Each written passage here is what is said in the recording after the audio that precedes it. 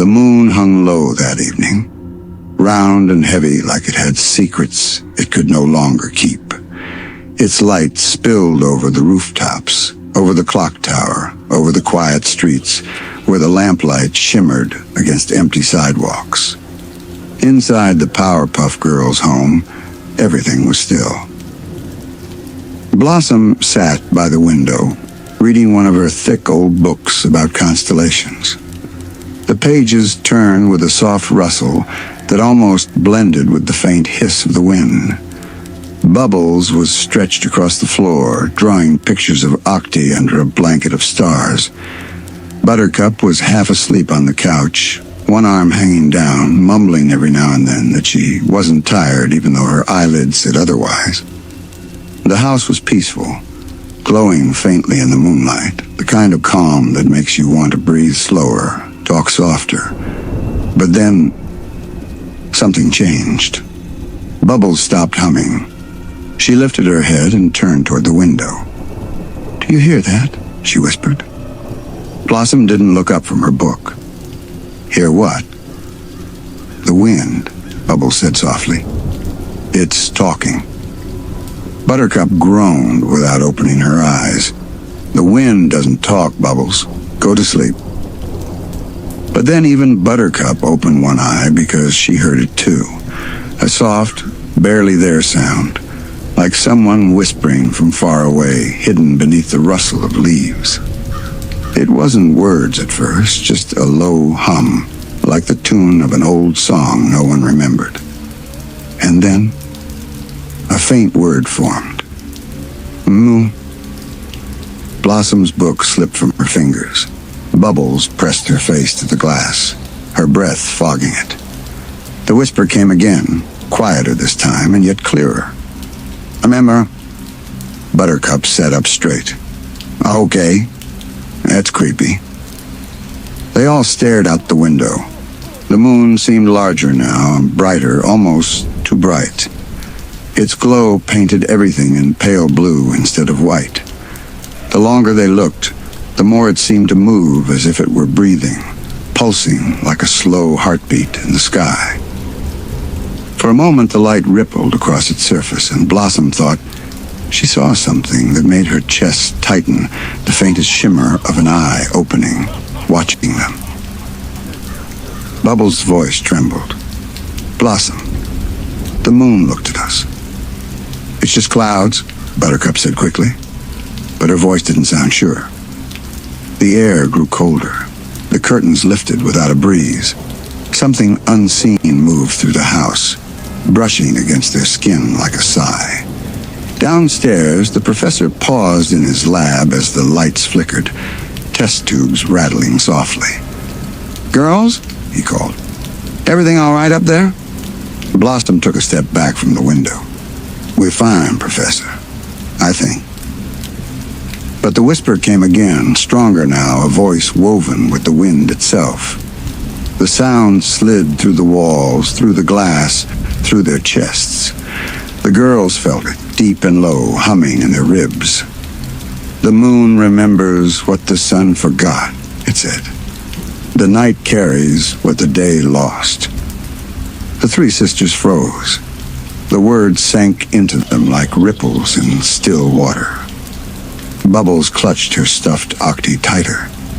"It's singing." Blossom shook her head slowly, her eyes still on the glowing sky. "No," she whispered. "It's remembering." The house seemed to hold its breath. Outside, the glow of the moon spread further, reaching across Townsville. The streetlights dimmed, the neon signs flickered and went dark. Dogs began to howl in unison, their voices blending with the low hum that poured from above. And then, faintly, for just a second, all three girls heard something else, a sound that didn't belong to the wind or the night or even the city. It was the sound of laughter, distant, faint, like children playing far, far away. Buttercup stood. "Okay, that's it. I'm checking it out." Blossom caught her arm gently. "Wait, look." Outside in the middle of the street, The moonlight had gathered into a strange shimmer like liquid silver pooling over the pavement. It moved slowly, like it was alive, like it was searching. The whisper brushed past the windows once more. Wake. The dream. The girls didn't move. Even Buttercup's bravado slipped away into silence. For a long, still moment, there was only the sound of the hum and the distant rustle of trees bowing to the strange wind. Then slowly, the whisper faded. The air warmed again. The light steadied. And it was quiet, so quiet it almost felt like none of it had happened. Bubbles leaned her head against the window, watching the moon. It stopped, she murmured.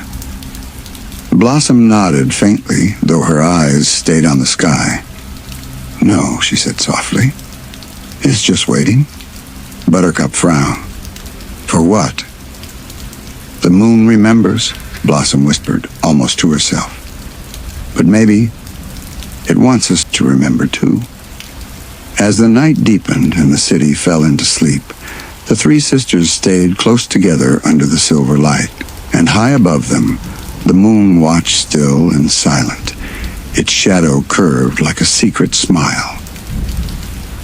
What none of them saw was the faint glimmer crawling along the clouds, an outline of something ancient, turning in the dark, like a memory finding its way home. And before the girls finally drifted into uneasy dreams, a final whisper curled through the open window. Soft, slow, and certain. Dream well, little lights. The night has only begun. The night held its breath over Townsville. The moonlight lay across the city like a veil, pale and cold. Inside the small pink house on the hill, the Powerpuff Girls had fallen asleep at last. Blossom with her book open against her chest, Bubbles holding Octi close, Buttercup curled into her blanket with a frown that softened only in dreams. But the whispering wind still moved through the room, brushing their hair, rippling the curtains. Softly, carefully, as if it were waiting for them to dream. In their sleep, they heard it again, the same voice that had come with the moonlight. A low hum, words that didn't make sense but somehow felt familiar. The moon remembers what the sun forgot. The night carries what the day lost. The words echoed faintly through their dreams until the world around them began to shift. The girls opened their eyes to find themselves standing together in a strange silver field. The grass shimmered like starlight. Above them, the moon hung enormous, so close they could see the lines and shadows moving across its face like the surface of deep water. It wasn't Townsville. Not exactly the skyline was there, but it looked different. The buildings were soft-edged, ghostly, glowing faintly as though they were made of mist. The air was silent. There were no crickets, no hum of the city, only the steady, distant whisper of the moon. Bubbles looked around, eyes wide. Are we dreaming? Blossom nodded slowly. I think we are, but it doesn't feel like an ordinary dream. Buttercup kicked at the glowing grass. Her shoe left no mark. It's too quiet, even for a dream. Then from somewhere beyond the glowing trees came the faintest echo of laughter, small, bright, like children playing far away. Bubbles perked up, clutching Octi. Did you hear that? They turned toward the sound, and the mist parted to reveal a little playground swing swaying, a merry-go-round spinning slowly, though no one pushed it. The girls walked closer. The air was cold, but it carried a strange sweetness like the scent of rain and something older, something forgotten. On one of the swings sat a figure, a small, shadowy shape with the silver eyes. It looked like a child, but its outline flickered, fading in and out like the glow of a dying star. Blossom stepped closer, her voice calm but careful. Hello, are you okay?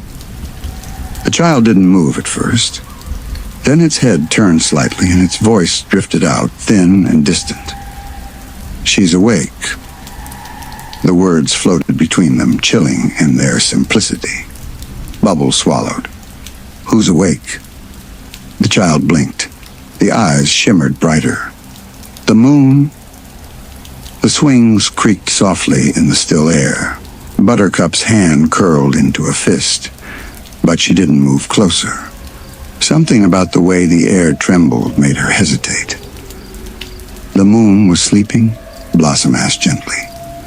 The figure tilted its head. She doesn't sleep. She waits. And when the world forgets her name, she whispers it into dreams. Bubbles' eyes softened. That's kind of sad. Buttercup crossed her arms. That's kind of creepy. The figure's voice deepened, like two voices speaking at once. She remembers everything the day hides, every shadow, every silence, every promise forgotten by the waking world. Before Blossom could answer, the sky above them rippled. The moon's glow dimmed for a moment, and then a shimmer of silver dust began to fall, like snow that glowed from within. It fell on their hair, on their hand, soft and weightless. Each spark that touched their skin carried a whisper, faint and fleeting. A name. A memory. A sound like someone crying very far away. The figure stood, slowly fading. She's listening now, it said. Be quiet, or she'll find you. The air grew colder, the trees bending inward as if they were alive. The child's form vanished into mist. And then, a great hum rose from the horizon, a vibration that made the ground shimmer beneath their feet. The girls turned, and there it was, the moon filling the sky, glowing brighter than ever, its edges trembling with light. It felt alive, and it was whispering. Blossom's voice was steady, but her heart raced. Do you hear that? It's not just sound, it's words. She's talking. Buttercup squinted up at it. What's she saying? Bubbles listened closely, her eyes wide with wonder and fear. I think she's saying our names. And she was right. The whispers slid through the air, soft as silk, calling them one by one. Blossom. Bubbles. Buttercup. The sound was beautiful and terrible, all at once, like a lullaby sung by the night itself. It made their heads heavy, their thoughts slow. They felt the pull of it, a tug deep in their chests, like the moonlight wanted to draw them closer, to lift them right off the ground. Blossom fought the drowsy pull, her voice breaking through the haze. Stay with me. Don't listen too closely. But the whispers grew louder, the glow brighter. The world began to bend and stretch like liquid light. Townsville's ghostly skyline flickered, melting into waves of silver mist. And then silence. The girls found themselves standing once more in the middle of the silver field. But something had changed. The moon was no longer above them. It was behind them. Closer now. Huge. Its light spilled like fog over the ground. And in that light stood a tall figure. Not quite shadow, not quite human. Its shape made of silver smoke and drifting threads of starlight. A voice, calm and ancient, slipped through the stillness. You have heard me, it said. And now you must remember. Blossom stepped forward slowly. Who are you? I am the memory of the moon, the voice answered. The one your world forgot. The air shimmered around the figure. Faces seemed to appear for a moment in its glow. People, creatures, memories that didn't belong to any of them. Long ago, I watched your world when it slept. I whispered to the dreams of the first ones. I kept the night safe. But now, I am alone. The world no longer listens. The night is fading. Bubbles whispered. We listen. The figure turned and its voice softened. Then stay awake within your dreams. Do not let the daylight erase what you see tonight. The light began to rise, swirling around them like a slow tide. They felt warm for a moment, calm. And then it faded. The field was empty. The moon dimmed back to its pale blue glow. And the three sisters stood together in the soft silver grass, hearts still racing, unsure whether to wake or keep dreaming. Blossom took a deep breath. Whatever that was, she murmured, it wasn't just a dream. Buttercup looked up at the sky. Then what was it? The whisper returned, faint as a sigh. The beginning. And then everything went still again, a soft, endless quiet stretching over the sleeping world as the whispering moon watched in silence, waiting for what would come next. When morning came to Townsville, it didn't feel quite right. The sunlight was pale, filtered through a haze that seemed to shimmer faintly, almost like moonlight, pretending to be day. The birds didn't sing. The sky was clear but distant. Even the sound of the city below their house was slower, muted, as if the whole world had forgotten how to wake properly. Blossom stirred first. She sat up, her book still on her lap. The pages filled not with words, but faint silver smudges that hadn't been there before.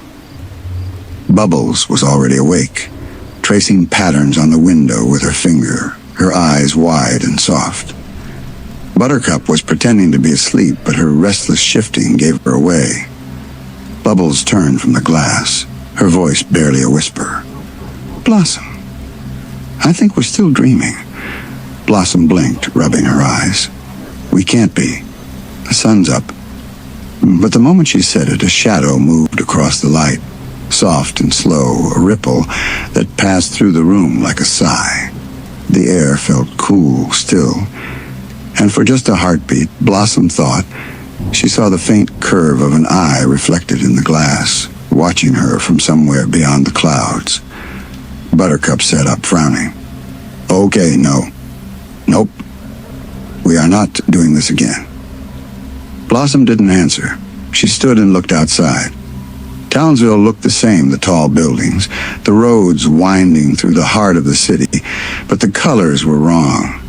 Everything had a blue tint, soft and washed out. Even the shadows seemed alive, moving ever so slightly when she wasn't looking directly at them. Downstairs, the professor was at the kitchen table, staring into his coffee like he couldn't quite remember how he got there. The cup trembled slightly in his hands. Morning, girls, he said after a long pause, though his voice sounded far away. Strange night, wasn't it? Bubbles slid into a chair beside him. Did you hear it too? The voice? He smiled faintly, confused. Voice? No, I just had a vivid dream, I suppose. The moon was whispering something, wasn't it? Funny how dreams slip away so quickly. But as he spoke, Blossom noticed the coffee in his cup shimmered faintly, a faint silver sheen swirling through it, like liquid moonlight. She didn't drink hers. All day the strange feeling lingered. The people of Townsville walked slower, spoke softer. The usual hum of the city seemed to echo slightly, as if there were two versions of every sound, one waking, one dreaming. Even the villains were quiet. No attacks, no shouting. Mojo Jojo's lair stayed dark. The city was still, peaceful, but uneasy. By evening, the sky deepened to violet, and the moon rose again, full, round, impossibly bright. When its light touched the ground, everything shimmered, and that same hum returned, low and haunting. Bubbles gasped. It's happening again. Buttercup crossed her arms. We're not just gonna sit here this time. Blossom nodded. We need to find out what the moon wants from us. The three took to the sky, their flight trails glowing faintly against the darkening blue, But as they rose higher, they realized something strange. The air above Townsville was thick, like swimming through water. The stars were faint and distant, blurred by silver mist. And the moon looked even closer, close enough to feel its pull.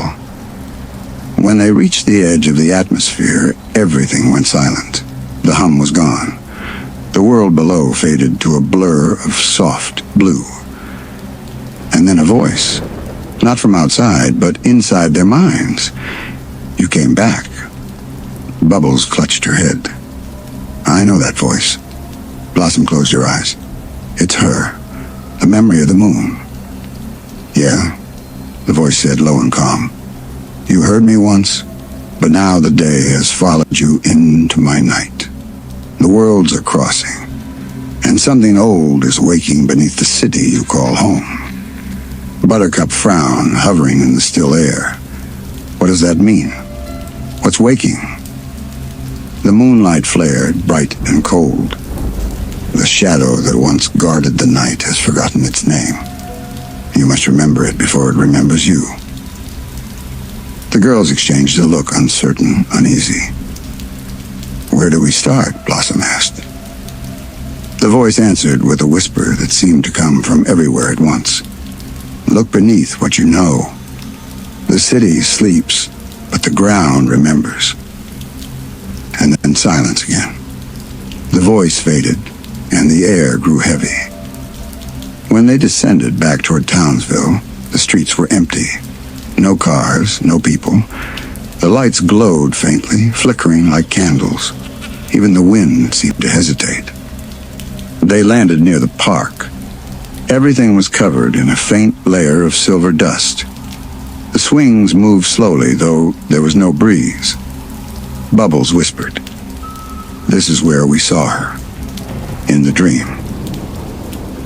They walked together across the playground, and the hum returned faint at first, then growing stronger the closer they got to the merry-go-round.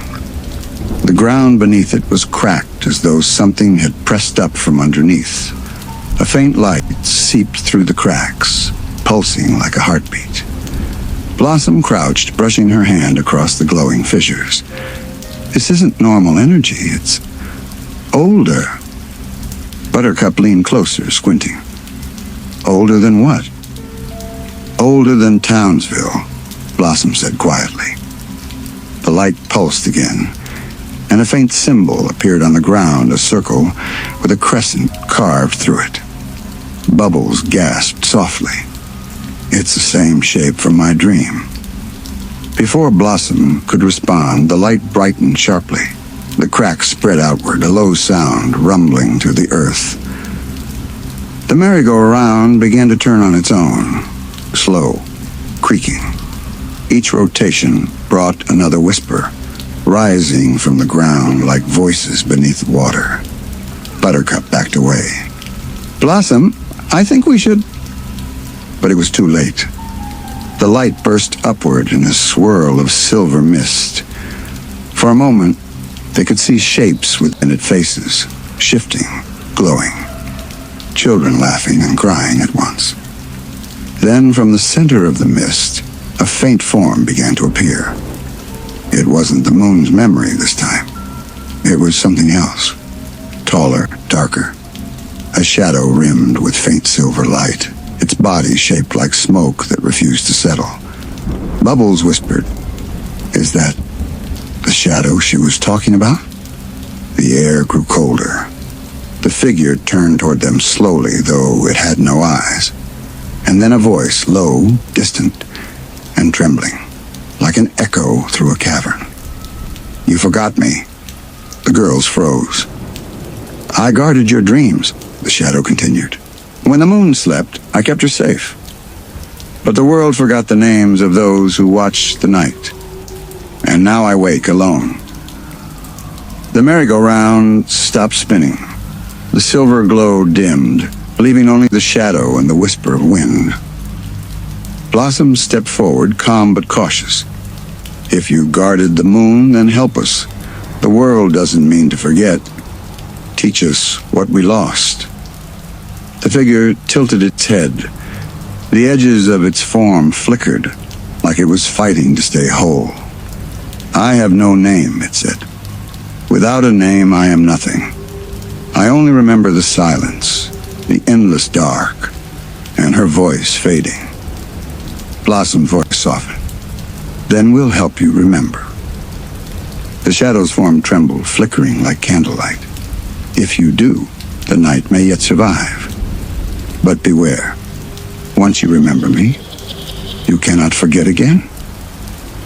And with that, the figure sank back into the ground, the mist folding over it like a blanket.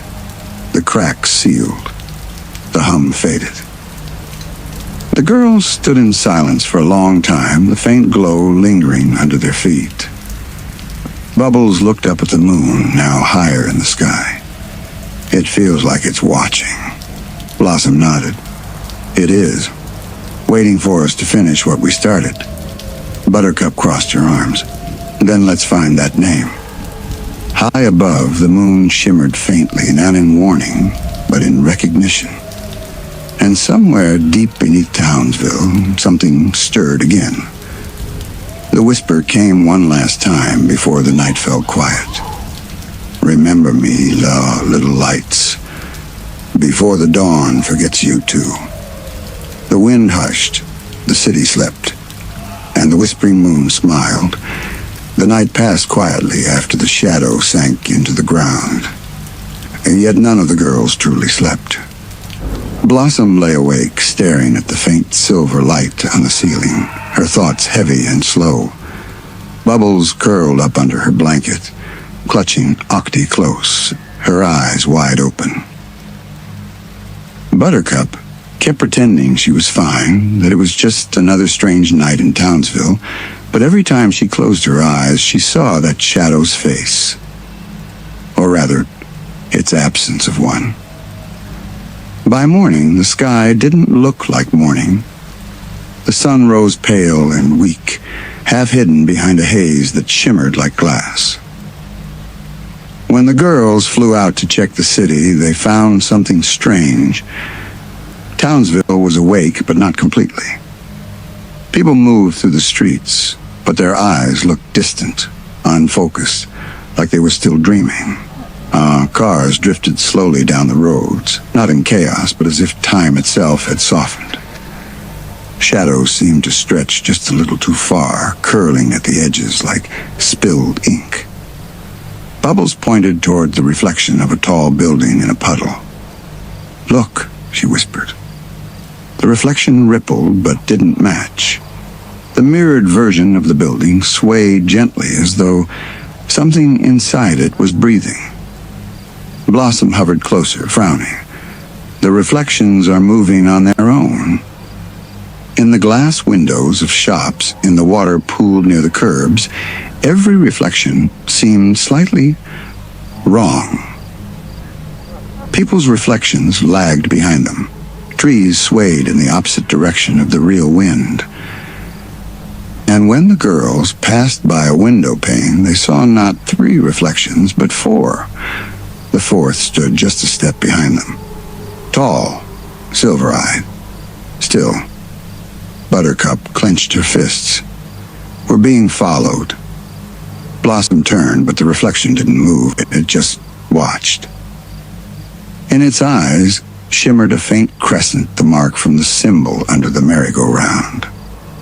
They flew higher, hoping to escape it, but even the clouds reflected them faintly now, as though the entire sky were a mirror turned inward. The whispering began again, softer than before, almost gentle.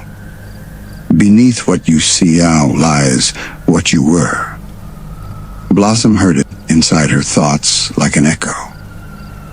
"What we were," she murmured, though she wasn't sure who she was asking. By afternoon, the city's color had deepened, not bright, but more vivid, as if the moonlight had seeped into everything. The people moved like sleepwalkers, smiling faintly at nothing. The girls tried speaking to them, but each person only blinked, murmuring fragments of forgotten dreams. A woman watering her garden said softly, The moon told me a secret, but I can't remember the words. A man sweeping the street said, "The wind remembers names that people don't." Everywhere they went, those same tones, slow, dazed, distant, filled the air. Bubbles' voice trembled. "It's like they're part of it now." Blossom nodded slowly. "The moon's dream is spreading." That night they met again in their room, the moon shining brighter than ever through the window. It felt almost too close now, its glow touching their faces like cold fingertips. "The shadow said it lost its name," Blossom said quietly. "If we can find it, maybe this will stop." Buttercup leaned against the wall. "So where do we look?" The moon didn't exactly give us a map. Bubbles glanced toward the window. "Maybe the reflections know." They exchanged a glance. It sounded ridiculous, but then everything about this night had defied reason. They moved to the mirror on their wall. The three of them stood side by side, staring at their reflections. For a moment, nothing happened. Then a shimmer. Their mirrored selves blinked out of sync. Blossom's reflection smiled half a second too late. Bubbles' reflection turned her head slowly, eyes glowing faint silver. Buttercup's reflection didn't move at all, just stared unblinking. Then a fourth figure appeared again, standing behind them in the mirror's depth. The same one they'd seen before, the faint, tall shadow with silver eyes and a crescent mark on its chest. Bubbles whispered, "That's it. That's the shadow." The glass rippled as if stirred by wind.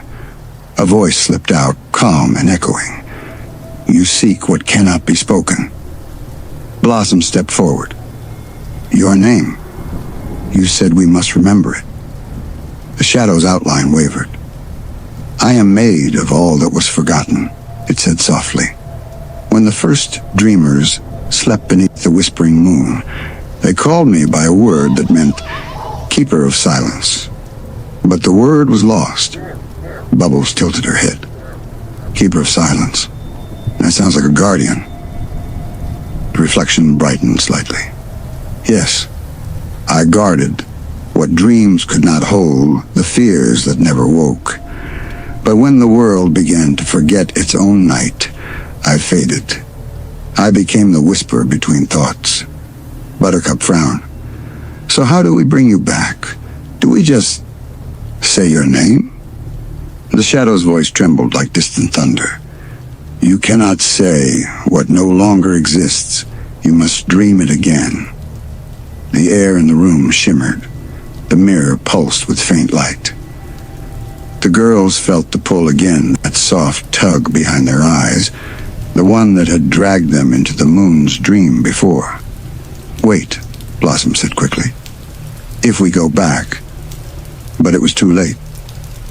The mirror rippled, and they were falling weightless, soundless, into silver mist. When they opened their eyes, they were standing once more in that same strange version of Townsville, silent, glowing, empty. The city looked familiar, but the sky was darker, filled with faint streaks of silver like cracks in glass. And at the center of it all, above the clock tower, hovered a great sphere of light, not the moon itself, but a fragment of it, pulsing gently like a heart. They could feel the shadow's presence there, watching, waiting. Blossom's voice echoed softly. "If the name is lost, maybe we can find the pieces of it here in the city's dream." So they walked through the quiet streets. Everywhere they went, the reflections in the shop windows whispered faint syllables. One word in the rustle of trees, another hidden in the shimmer of puddles. A sound that wasn't quite a letter, something older, more like a feeling. The moon above flickered. The air thickened. The whispers grew louder, blending into a chant, soft and slow. Bubbles heard it first, a melody buried inside the hum. "It's like a lullaby," she murmured. They listened, and the sounds began to form, meaning fragments of a word scattered across the dreaming city.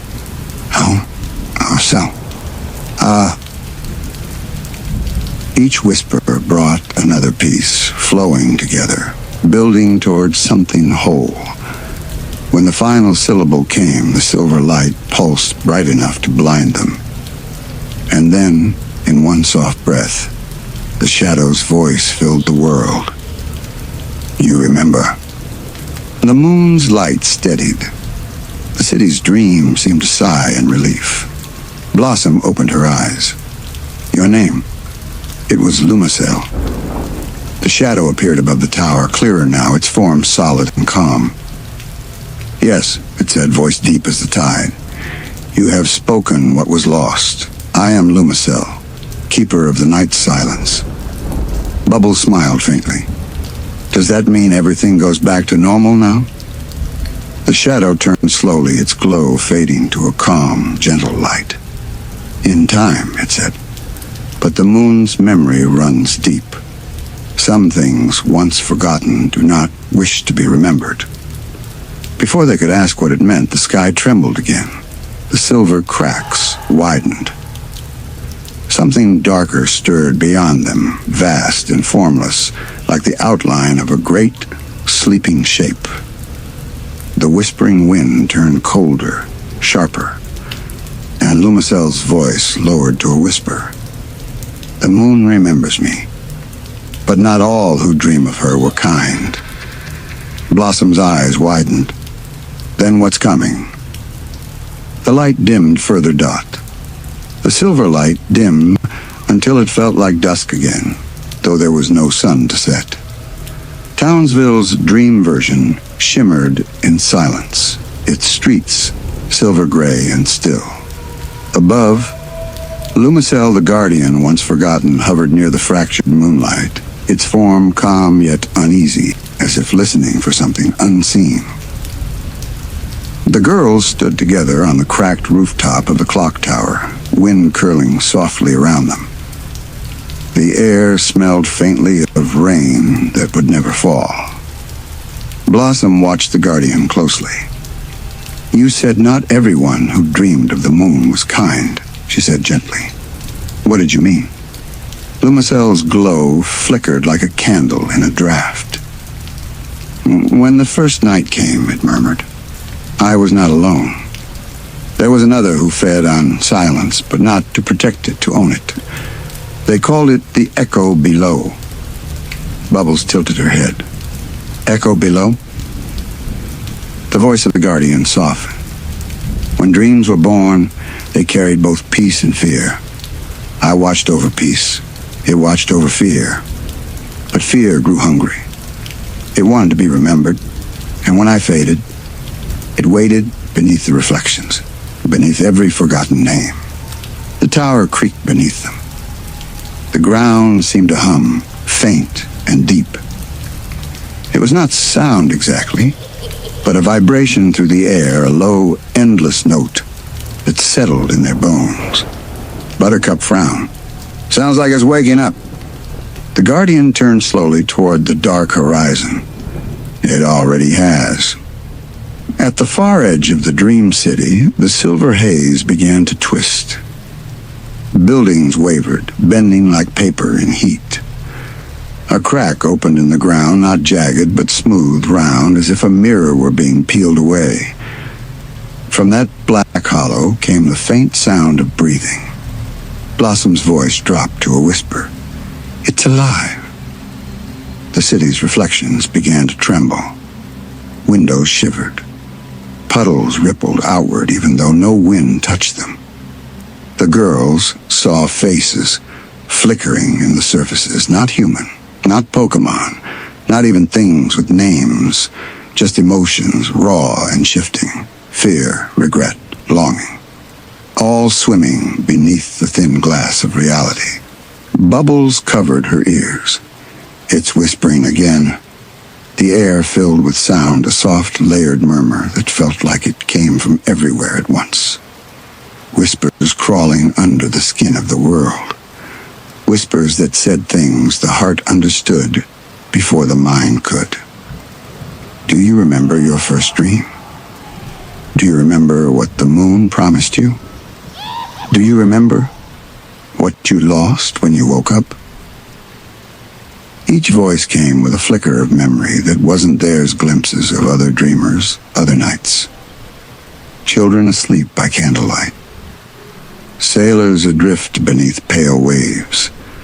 Someone crying in their sleep centuries ago, whispering a name into darkness. Lumicel's voice rose above it all. The echo below feeds on what's left unspoken. It finds strength in what people hide from themselves. And now that the moon remembers me, it remembers it too. Buttercup gritted her teeth. Then we've got to stop it. The Guardian turned, its expression almost sorrowful. You cannot fight an echo with fists. But we can try, she snapped. Before Blossom could stop her, Buttercup shot forward, straight into the heart of the twisting city. The silver mist parted around her like curtains, and for a moment she disappeared. Wait, Blossom shouted, pulling Bubbles after her. They dove through the shifting streets, chasing the faint green streak of Buttercup's flight. The deeper they went, the less the world felt real.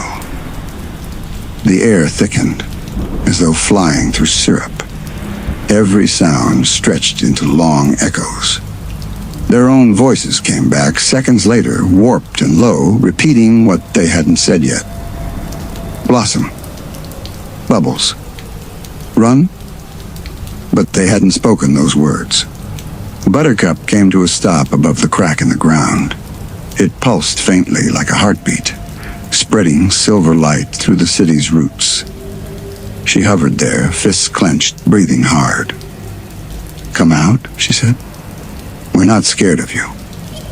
From the black hollow, a shape began to rise. Not a monster, not exactly. It was like a shadow made of sound, bending the world around it. Its outline shimmered like smoke in reverse, swallowing every reflection it touched. And when it finally spoke, the world trembled. I have always been here, it said. Every quiet moment you feared to fill. Every secret you didn't speak. I am the silence after sorrow. Blossom landed beside her. You're the echo below. It moved closer, its form flickering between shapes, 1,000 faces fading in and out. You remember my name, but not yourself, it whispered. The moon gave you power to wake, but not to dream. Lumicel appeared behind them, light barely holding form. You should have stayed buried, it said, voice shaking. The echo turned, its tone almost gentle. Buried things only grow stronger beneath the weight. The two forces clashed without sound. Lumicel's light flared, pushing back the shadow, while the echo's form stretched across the sky like ink in water. The dream city shook, its towers bending and reforming. The Powerpuff Girls were caught between them, the protector of silence and the creature born from it. Bubbles cried out, "We have to help." Blossom nodded.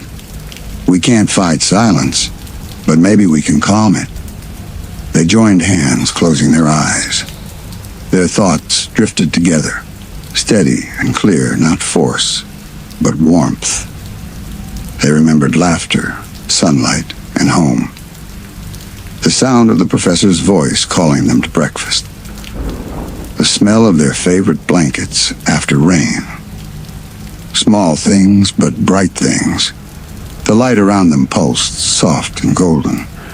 It spread through the city, touching reflections, stilling the ripples. The echo below recoiled, its outline fraying. "What is that?" it hissed. Blossom opened her eyes. "It's not power, it's peace." Lumicel's light steadied, feeding on that warmth. "For every silence that holds sorrow," it said softly, "there is one that holds rest."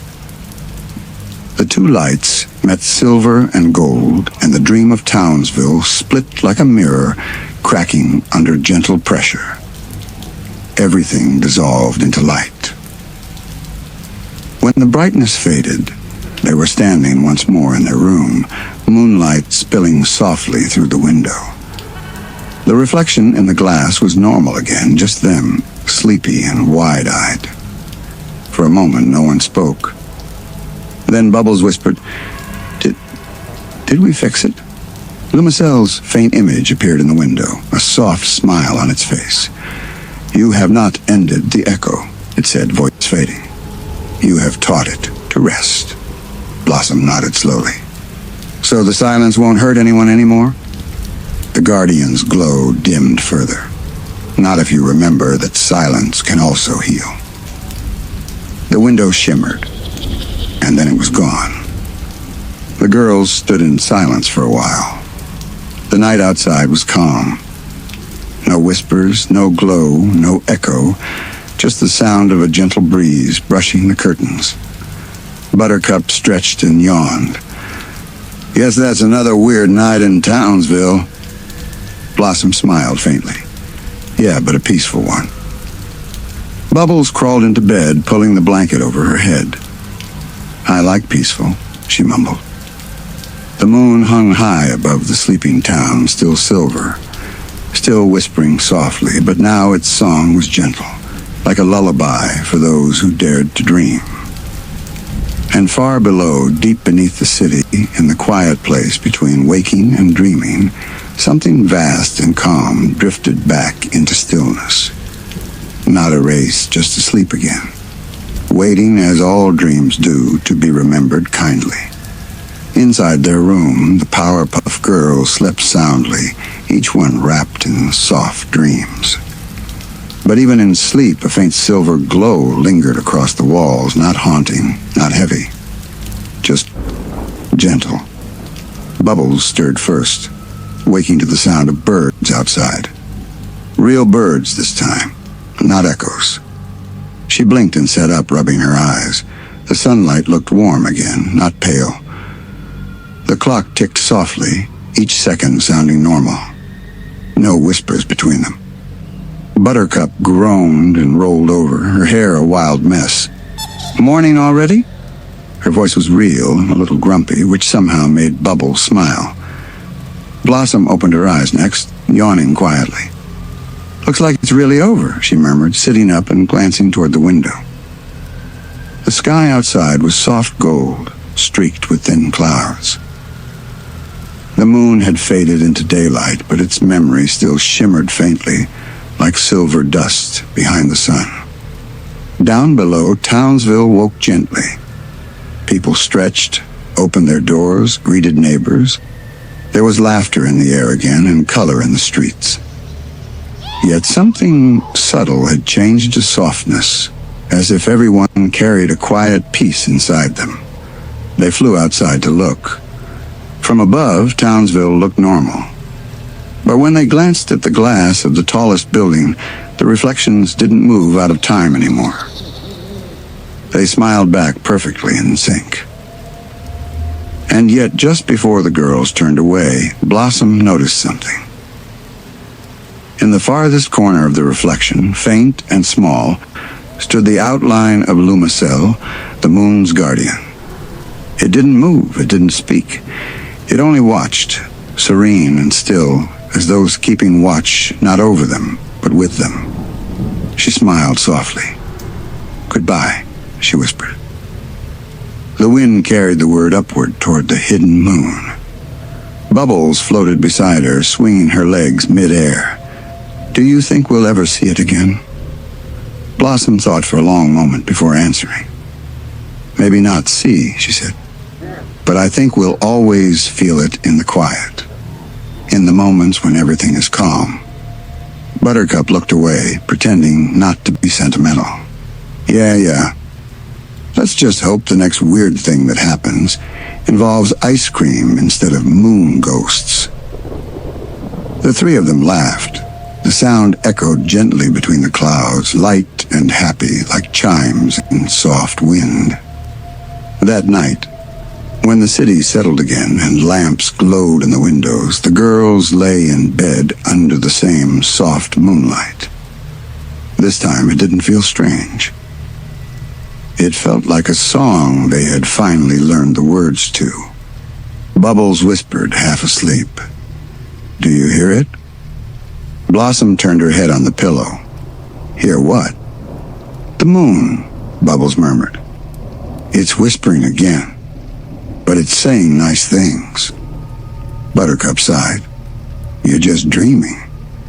But even she smiled faintly when she heard it faint and low like a sigh through the leaves. Not a warning, not a riddle. Just a lullaby. A voice as old as starlight itself saying softly, "Rest now, little lights. The world remembers what you saved. Dream kindly, and the silence will keep you safe." And so they drifted off again. The Powerpuff Girls, protectors of Townsville, guardians of dreams they didn't even know they shared, slept beneath the whispering moon. Outside, the silver light touched every rooftop, every sleeping soul. No echoes stirred, no shadows rose, only a calm presence, watching over all who dreamed.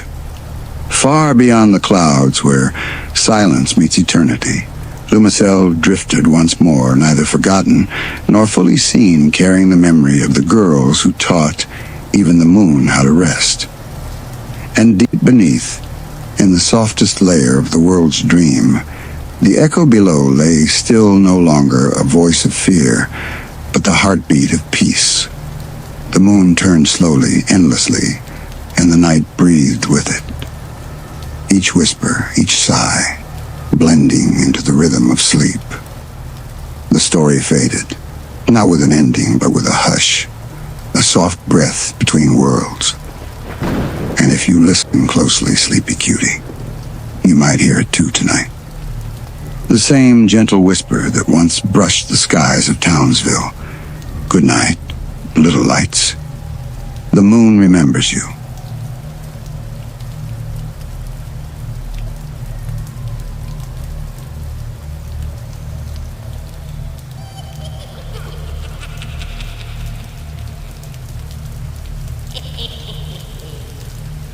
The night outside was calm, too calm for the usual energy of the city. Streetlights hummed faintly, their glow softened by fog that had rolled in from nowhere. The world felt muffled, like someone had turned the volume of existence down just a little. Inside Professor Utonium's lab, everything buzzed as usual. Beakers shimmered. Soft vapor floated near the ceiling, and papers were scattered like fallen snow. The professor had gone upstairs hours ago, tired after another long evening of experiments. The Powerpuff Girls were supposed to be asleep. But Blossom couldn't rest. Something in the air felt strange, like a thought she couldn't quite remember. So she tiptoed quietly down the hall, her socks making no sound on the floor. She loved the lab at night. Without the chatter and noise, she could hear it breathing tiny clicks, quiet hisses, the hum of half-dreaming machines. She always thought it felt alive. On the main desk lay stacks of old research notebooks. Some pages looked decades old, the ink fading to a soft brown. Blossom tilted her head, curious. She'd seen most of the professor's notes before: chemical formulas, equations, observations. But tonight something caught her eye. A small envelope sat half buried beneath a pile of dust-covered files. Its paper was yellowed, corners curled with age. No label. No date. Just a faint red ribbon tied loosely around it. Blossom brushed the dust away with her fingers. The paper was warm, not from heat, but something else, like it had been waiting. She untied the ribbon. Inside was a folded sheet, written neatly in ink that shimmered faintly under the lamp. She unfolded it slowly. The handwriting made her freeze. It was hers. Every loop, every curl, every careful letter, her handwriting exactly. but the date written at the top made no sense. It was from 12 years ago, years before she existed. She blinked, her chest tightening. At first she thought maybe the professor had written it and signed her name for some reason, but no, the style was too familiar, too precise. She knew it the way one knows their own voice in a quiet room. She read the first line. "If you are reading this, Blossom, then I've already failed to forget." Her breath caught. The words were soft, careful, but carried a weight she couldn't explain. She read on slowly, the letters dancing faintly as if alive. "There are things you won't remember about your creation. They were meant to fade when you were born, but memory has a strange way of surviving in the spaces between moments." She frowned. "Spaces between moments," she whispered, tracing the words. The next lines were stranger still. "You will find this when the moon hums low, when the fog hides Townsville's colors. Do not show the professor. Do not tell your sisters. Some things must be discovered alone." She looked around. The lab was filled with fog seeping gently through the cracks near the window.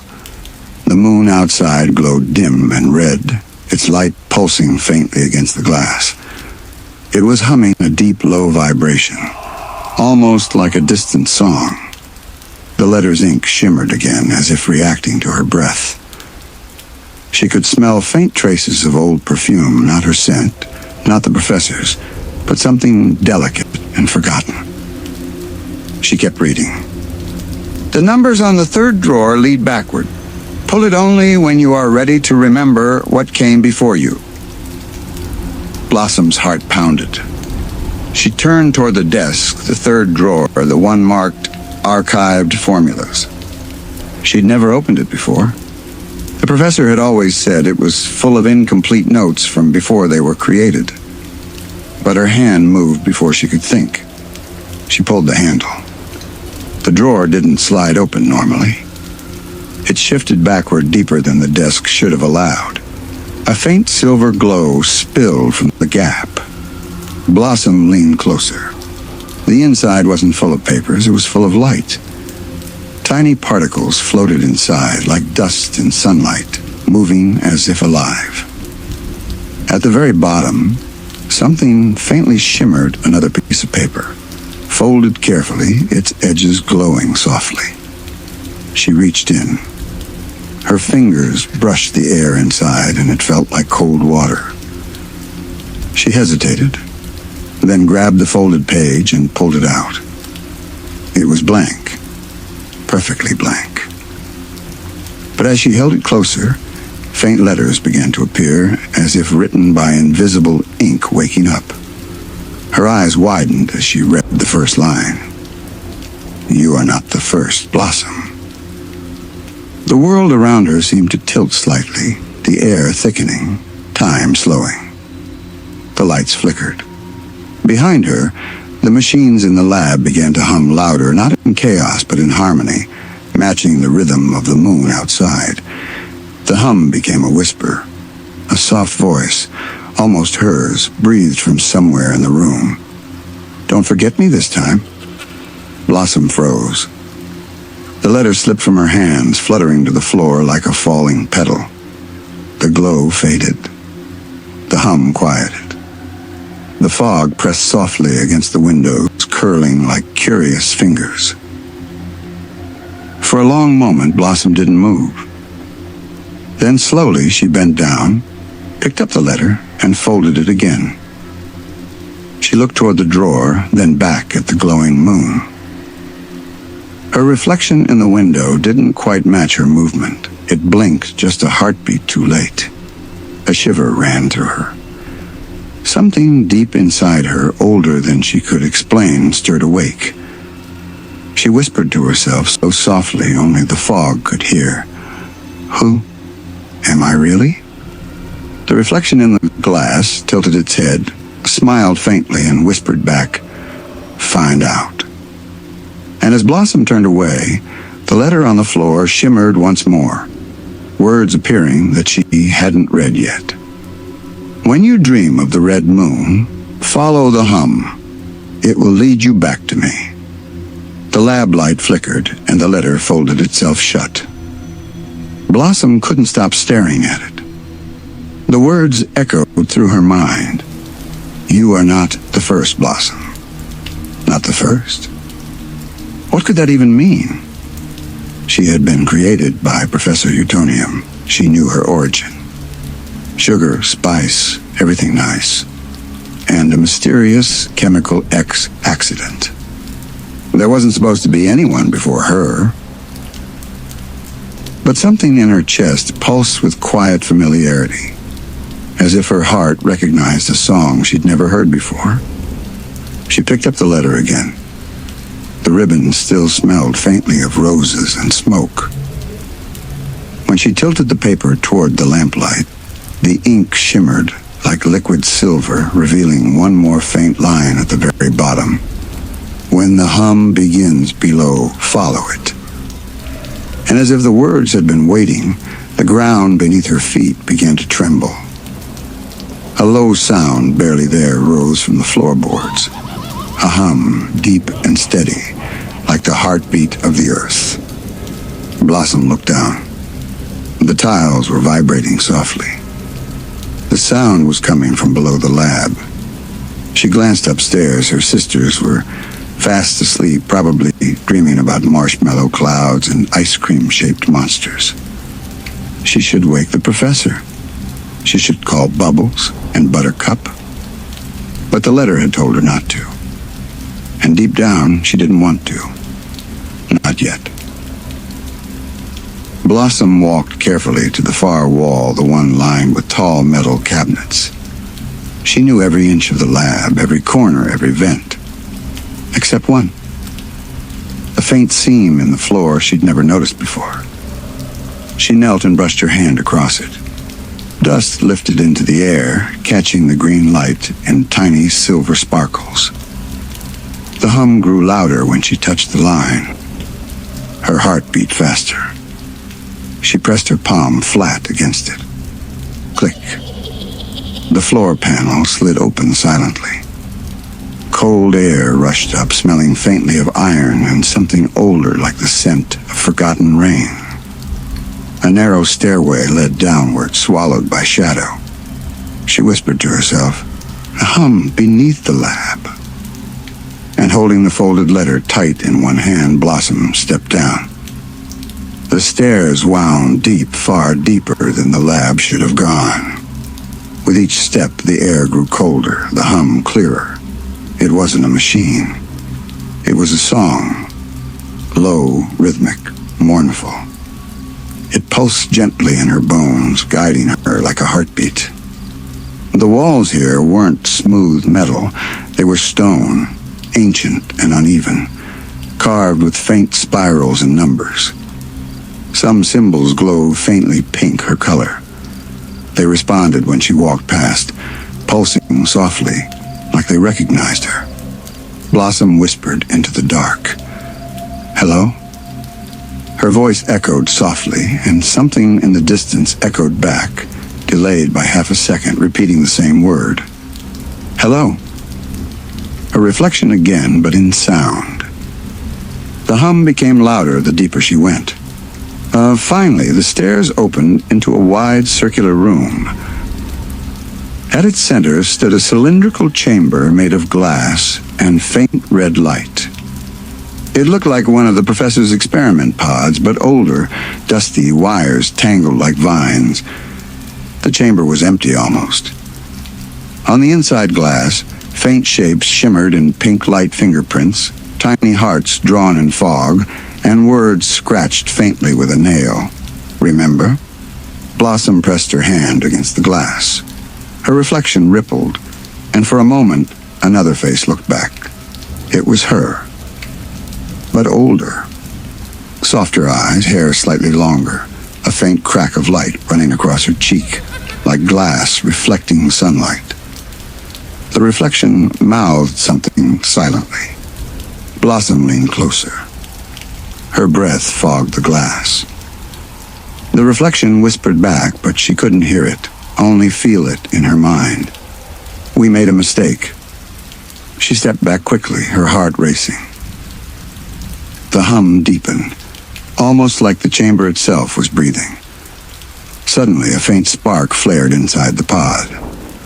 A holographic image flickered to life, the professor, younger, tired, standing before the same machine. His voice crackled faintly. "Trial 001. Subject Blossom. Memory synchronization unstable. Result partial consciousness before formation. Residual emotion detected. Termination sequence engaged." The image faded. Blossom stared in silence. Trial 001. Before her. So the letter was right. She wasn't the first. Her eyes welled slightly, not with fear, but confusion. Why hadn't the professor told her? Why had he kept this hidden? As she looked closer at the base of the pod, she noticed something else, a tiny compartment. She crouched, opened it carefully. Inside lay a small glass vial filled with shimmering pink dust, glowing faintly, softly humming in rhythm with her heartbeat. A tag hung from it. Memory Unit 1A, Blossom. The vial pulsed once in her hand. The hum around her matched its rhythm. Suddenly, faint whispers filled the chamber, voices layered together, delicate and distant. They sounded like her voice multiplied. "Don't let it happen again. We wanted to be perfect. We wanted to remember. But he made us forget." Blossom stepped back, clutching the vial tight. Her breath fogged the cold air. The whispers faded, replaced by the faint hum of the moon again, that deep, endless vibration. She turned toward the stairway, ready to leave, but as she stepped up, the ground trembled. The letter in her pocket grew warm. She pulled it out. The ink was changing again, new words appearing beneath the old ones. "Do not fear her. She remembers for The paper shimmered pink, then folded itself into a tiny butterfly shape and floated gently into the air. It drifted down the stairway, leading her deeper, not back up. Blossom hesitated, but the hum below sounded almost familiar. It wasn't threatening. It was calling. She took a deep breath and followed. Far below, the air began to glow faint pink and blue.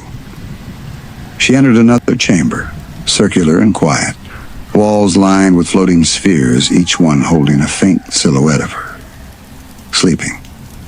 Peaceful. Frozen in moments of light. One of them moved. A reflection in the sphere opened its eyes, glowing red, and smiled faintly, then whispered, so softly that even the hum bowed to it, "Welcome back." The air below the lab was strange, too still, too warm, too alive. The hum she'd been following now throbbed in waves, rising and falling like breath. The glass spheres around her glowed softly, each one shaped like a floating dream. Inside every one, she saw a version of herself, smiling, crying, sleeping, fading. Blossom whispered into the dark, "Who are you?" The answer came not from outside, but from within. Her own heartbeat shifted slow, then steady again, echoing the hum. The glow from the spheres dimmed and brightened in perfect rhythm. It was like they were linked. Each of those blossoms, they weren't strangers. They were her.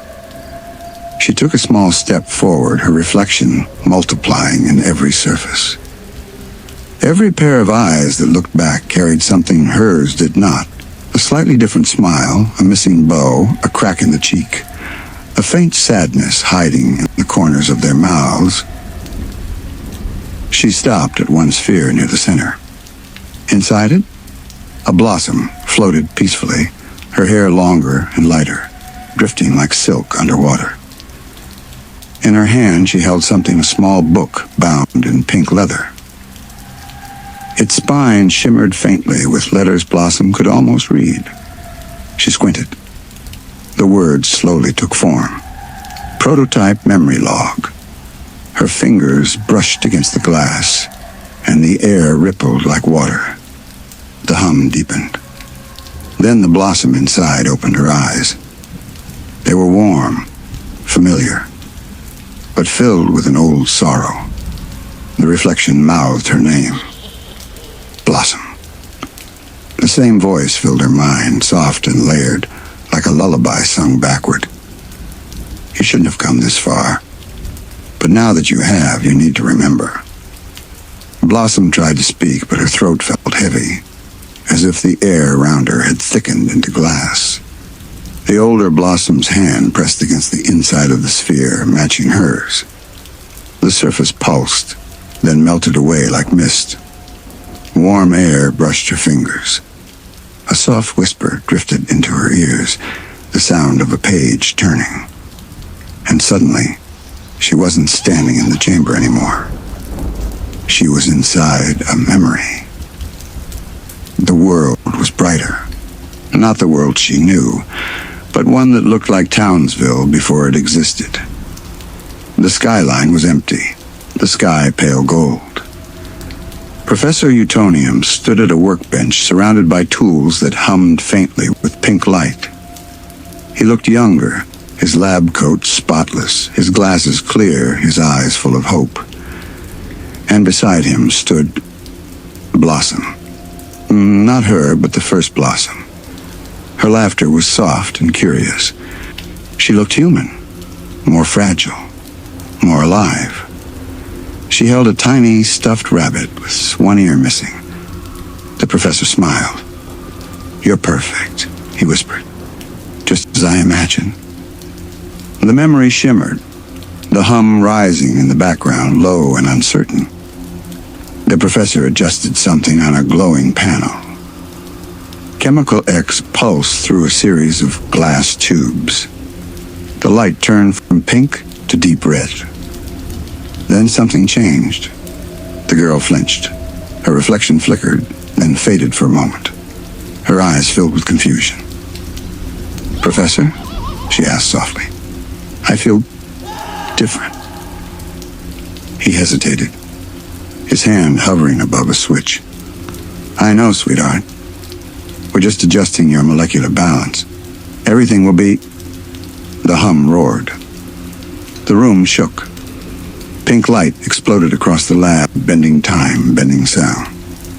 The first Blossom screamed a sound not of fear, but remembrance, as if her body was trying to hold on to something slipping away. The light folded inward, and then everything went quiet. When the glow faded, she was gone. Only a shimmer of pink dust remained in the air, the same dust Blossom now carried in the vial in her pocket. The professor fell to his knees, whispering to himself, I'll start again. I'll make her better. She'll never remember. The memory cracked apart. Blossom gasped and fell backward, back into the present. The cold chamber around her pulsing with color. Her heart raced. Her reflection in the glass shifted again, the older Blossom still watching, expression unreadable. You saw it, the reflection whispered. The first creation. The one before you. The one he tried to erase. Blossom's voice trembled. Why show me this? What does it mean? The reflection's eyes softened. Because what he erased wasn't gone, it became you. Every smile, every thought, every choice you made carries her echo. The letter wasn't written to you, Blossom. It was written by you before you were born. The chamber filled with a gentle pulse like 1,000 quiet heartbeats aligning. Blossom felt dizzy, caught between herself and something older. She held up the vial. The pink dust glowed brighter. The hum beneath the lab matched it perfectly.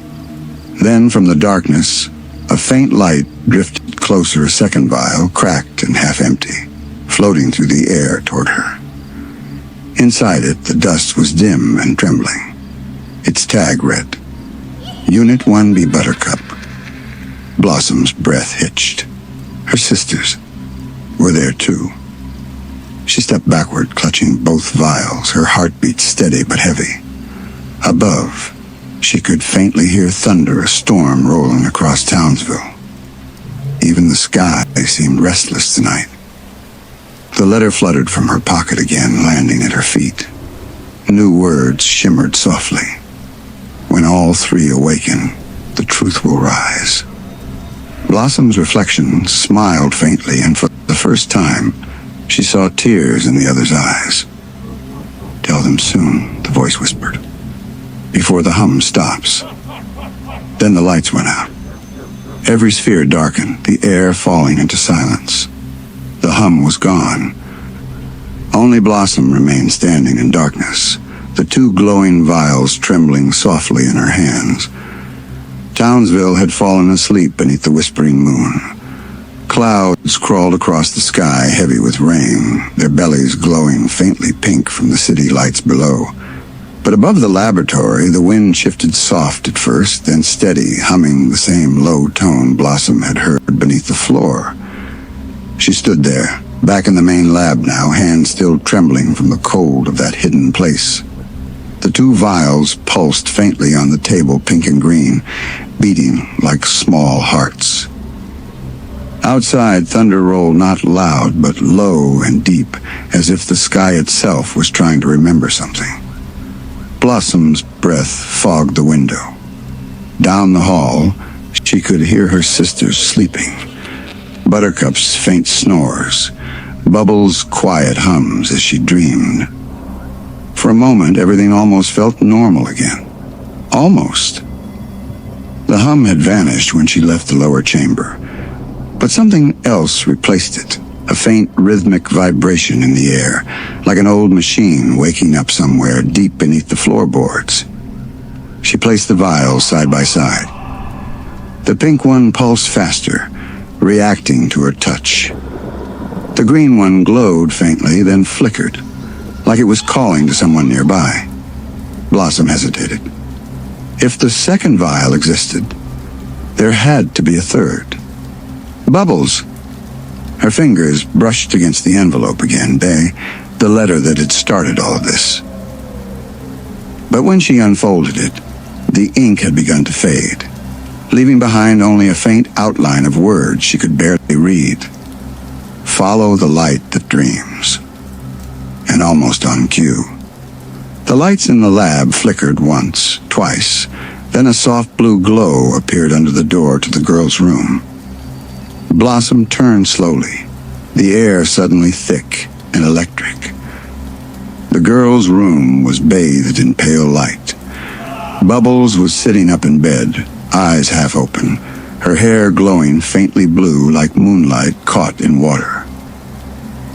She was holding something, a glass orb that shimmered with tiny silver stars.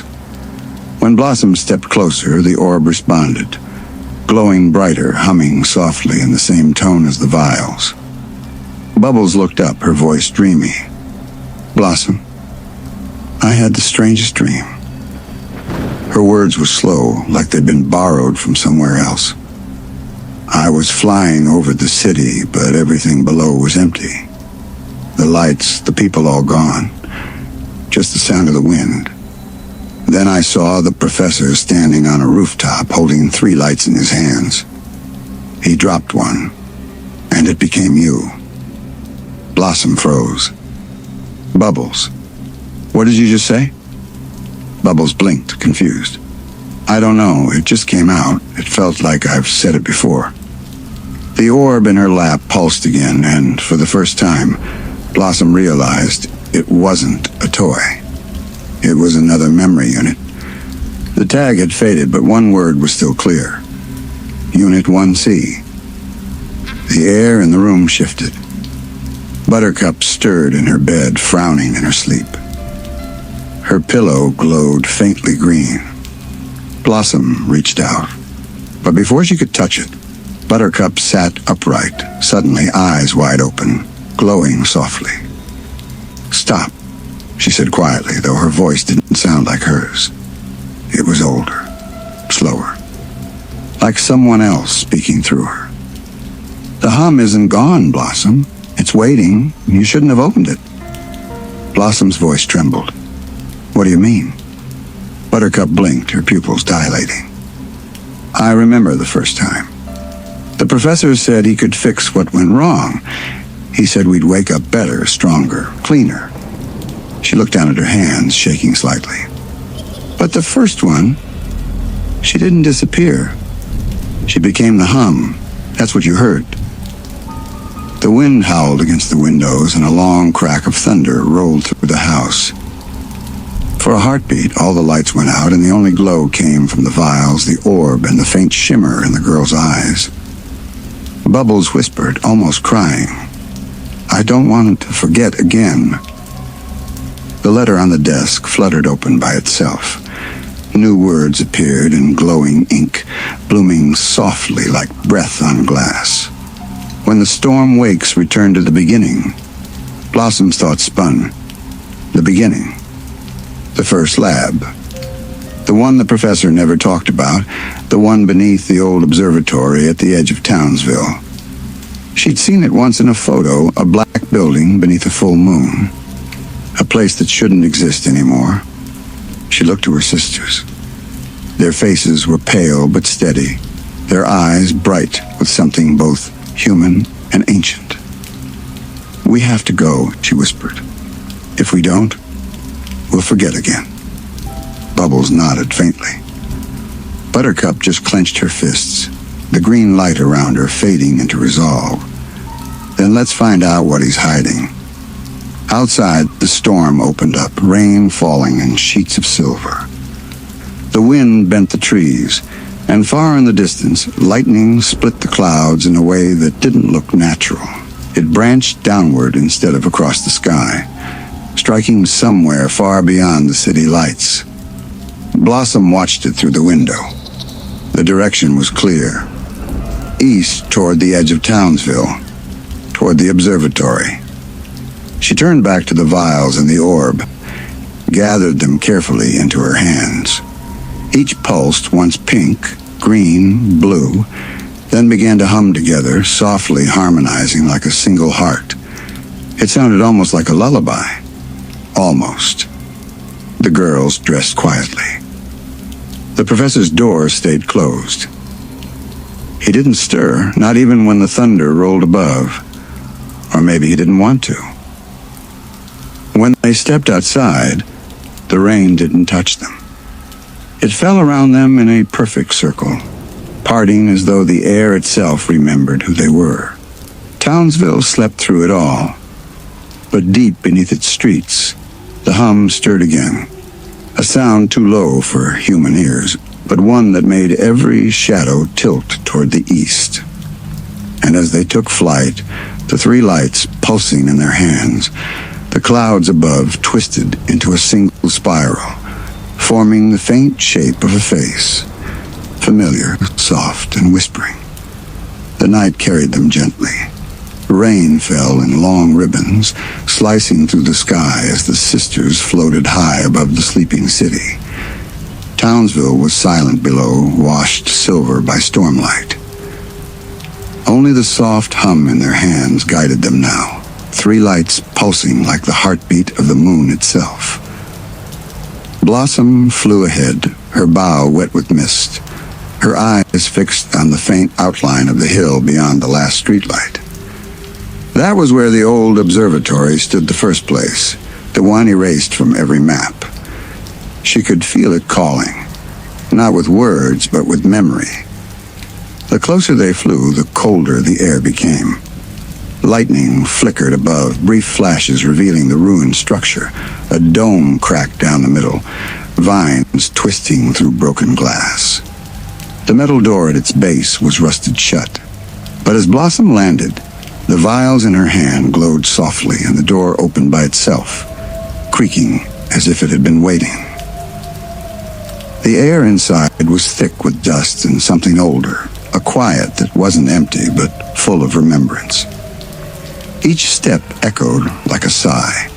The walls were covered in diagrams, handwritten notes scattered everywhere, old formulas, fragments of equations, sketches of familiar shapes. 3 outlines of girls drawn in soft pencil: pink, blue, green. Buttercup brushed her fingers over one of the papers. Her voice came out quiet. He started everything here. Blossom nodded. The letter said to return to the beginning. Bubbles shivered slightly. I don't like this place. Feels like it's thinking. Blossom didn't answer. She was drawn to the center of the room, where an enormous glass cylinder stood covered by a sheet of fabric. Its base hummed faintly, the same tone she'd followed from the lab. The hum that had led her beneath the floor. The hum that had never truly stopped. She reached for the cover and pulled it away. Inside was a shape small, delicate, sleeping. A girl. Perfectly still. Her hair floated in suspended pink light. Her face was identical to Blossom, but older, softer, cracked faintly with glowing lines, like porcelain touched by lightning. The hum deepened. Bubbles gasped. Buttercup's hands curled into fists. Blossom pressed her palm to the glass. The air thickened around them, and the hum began to speak. Not in sound, but in memory. The world flickered.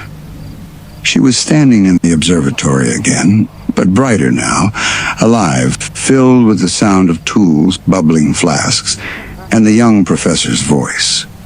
He stood before the same chamber, a clipboard trembling in his hand. Project Memory Integration, Final Trial. Prototype 0. 01 has failed to stabilize emotional retention. Attempting memory containment before cognitive collapse. The machine whirred. Inside, the first Blossom, the original, was awake. Her eyes were gentle, full of confusion. Professor, why do I keep remembering things that never happen? He couldn't look at her.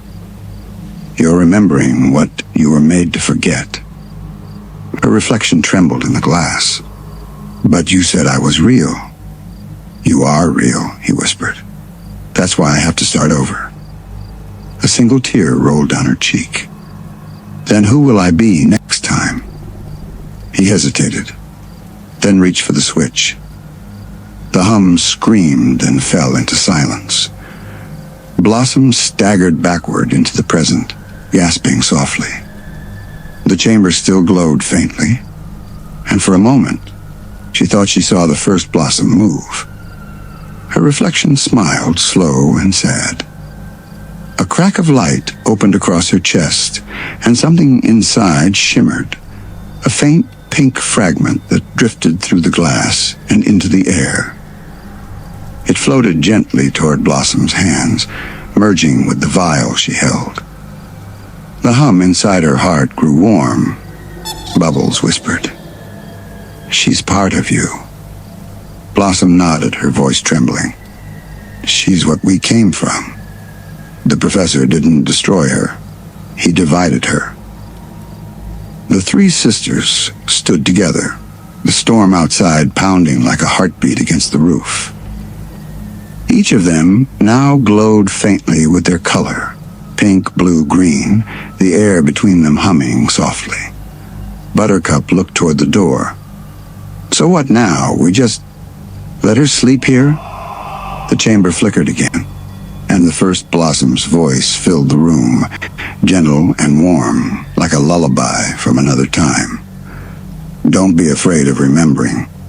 The world needs all of you to keep it whole. The professor didn't mean to hurt us. He just wanted to make love last." The wind howled softly through the broken glass dome. Moonlight spilled across the chamber, washing over the 3 sisters, their eyes reflecting the same quiet sorrow. Blossom whispered, "If she's part of us, maybe we can wake her the right way." She stepped closer to the chamber, pressing the 3 glowing vials together in her hands. The light merged into one soft color, a pale white tinged with every hue of the sisters' powers. The hum rose, slow, steady, like a song remembering its words. The glass of the chamber cracked, a soft hiss of air escaping as the figure inside began to move. Her eyes opened. Pink light flooded the observatory. When the glow faded, the chamber was empty. Only the hum remained, no longer deep and lonely, but light and calm like a whisper drifting through sleep. The first Blossom's voice filled the air one last time. "I'm not gone. I'm just whole again." And then the sound faded. The vials dimmed in Blossom's hands, their glow settling deep into her heart. Buttercup looked around quietly. Bubbles smiled faintly through her tears. Blossom exhaled slow, peaceful. Outside, the storm began to calm. The rain softened into mist, the clouds parting to reveal the whispering moon above, pale, patient, and full. For the first time, the air around them felt still, not forgotten, but remembered. Every window glowed faintly from within the hush of dreams still heavy in the air. The Powerpuff Girls flew low above it all, moving slowly, not because they were tired, but because the night had changed something in them.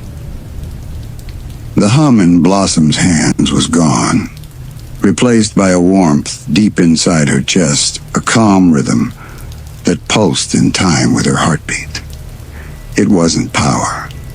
It was memory. Bubbles floated beside her, her hair brushing through the mist. "Blossom," she whispered, "do you think she's really gone?" Blossom's eyes softened. "She's part of us now. Every laugh, every fight, every time we save someone, she'll be there. Not gone. Just quieter." Buttercup crossed her arms, pretending not to shiver. "Yeah, well, I still don't like that the professor kept this from us." Blossom didn't answer right away. The outline of their house appeared below lights, still glowing in the lab's windows. He hadn't slept. They landed softly on the front steps. The door was unlocked, as if he had been waiting. Inside, the lab smelled faintly of burnt wires and old paper. The walls were filled with silence. The professor stood by the counter, his eyes red behind his glasses. He looked at them, not surprised, not afraid, just tired in a way that came from love too heavy to carry alone. "Girls," he said quietly, "I suppose you've read the letter?" No one spoke. Blossom stepped forward and placed the 3 empty vials on the table. They were cracked, faintly glowing at their edges as if light still lived in them. "We went to the observatory," she said softly. "She showed us what really happened." He closed his eyes. "I was afraid that day would come. I didn't want you to feel like copies. You're not. You're everything she wanted to become: joy, courage, kindness, balance. I failed her once. I didn't want to fail you, too." Bubbles blinked tears away. "But she wasn't angry, Professor. She said you just wanted to make love last." His shoulders trembled. He turned toward the window where dawn's first light touched the glass. "I never wanted to lose her again. She wasn't just an experiment. She was my first child.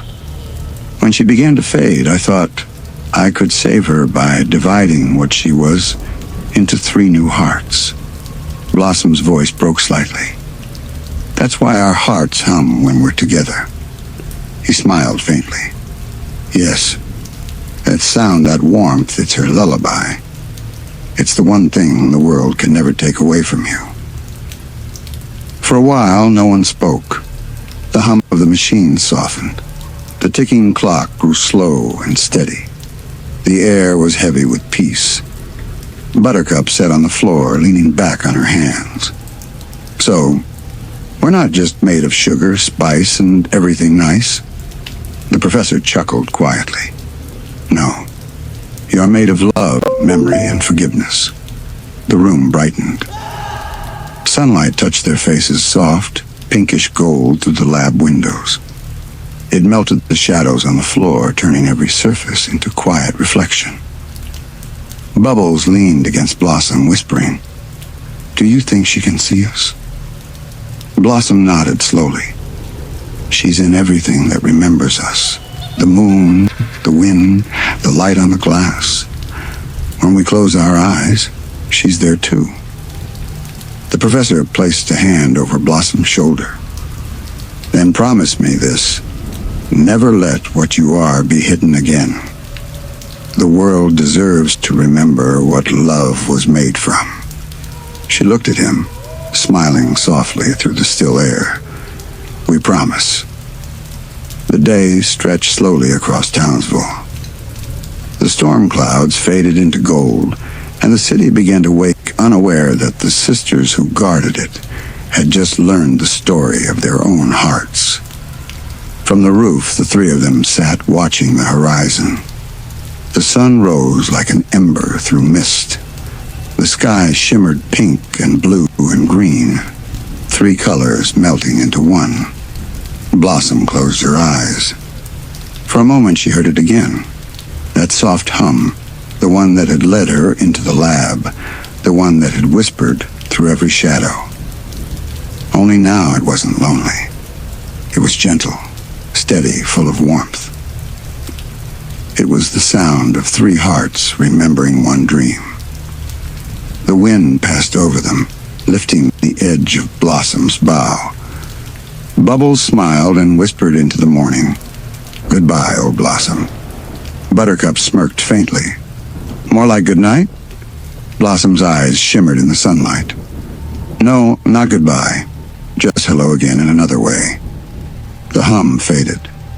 The city glowed, and Townsville dreamed on, under a sky that finally remembered. Quiet. Not the kind of quiet that feels empty, but the kind that hums, like something breathing softly in the walls, or a dream that hasn't decided to fade yet. The moonlight slips through Bubbles' bedroom window, curling over her bed, touching the tips of her golden hair. Her sisters are already asleep. Blossom's slow, steady breathing from one bed. Buttercup's faint mumble from another. But Bubbles can't sleep. She rolls over, hugging her octopus toy, Octi, close. Outside, the wind moves the curtains just enough to make them whisper. She tries counting stars, then sheep, then clouds. But her thoughts keep circling back to that dream she's been having lately, the one where she's talking to someone who sounds like her, and looks like her, but isn't quite her. In the dream, they sit on opposite sides of a foggy glass wall, and the other Bubbles always whispers, "It's okay to talk to me. I know how you feel." She shakes her head gently, trying to forget. But the dream always lingers, like the smell of rain before it falls. She sits up, glancing across the room, and that's when she sees it. The faintest shimmer from the mirror near her desk. Just a flicker, a ripple across the glass. She blinks. Nothing moves. Only her reflection, sleepy, small, hugging Octi tight. She giggles nervously. "Just me being silly," she whispers. But then, the reflection tilts its head. A tiny movement Bubbles hasn't made. Her smile fades. She leans closer. The reflection copies her again, but just a second too late. Like someone remembering a move after watching it. Bubbles whispers, "Hello?" The mirror fogs slightly from her breath. For a moment, it stays still. Then, in soft silver letters that bloom across the inside of the glass, a message appears. "Hi, Bubbles. You're not alone." Her heart jumps. She scrambles backward against her bed. The words fade, leaving only her wide eyes staring back. She waits. Nothing. The clock ticks. Her sisters don't stir.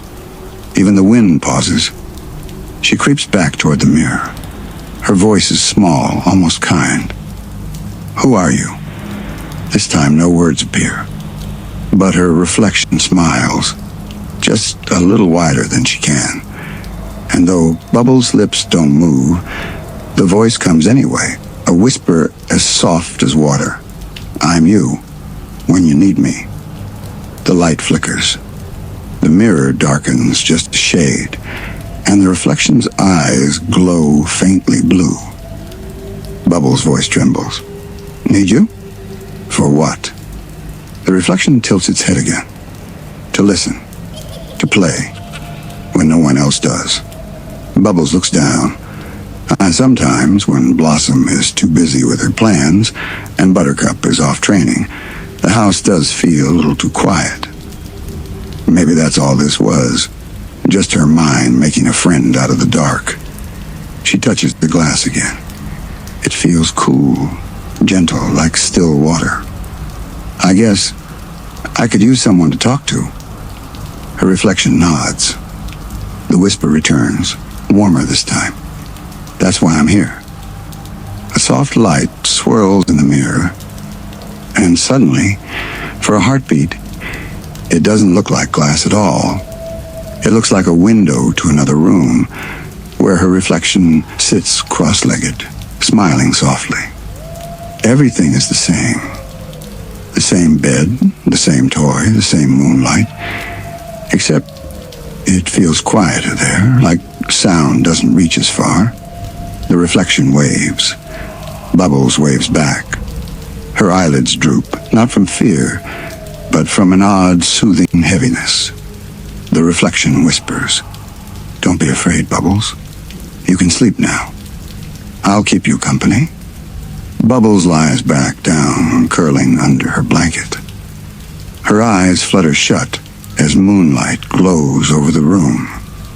In the mirror, the reflection stays awake, smiling, its eyes never blinking.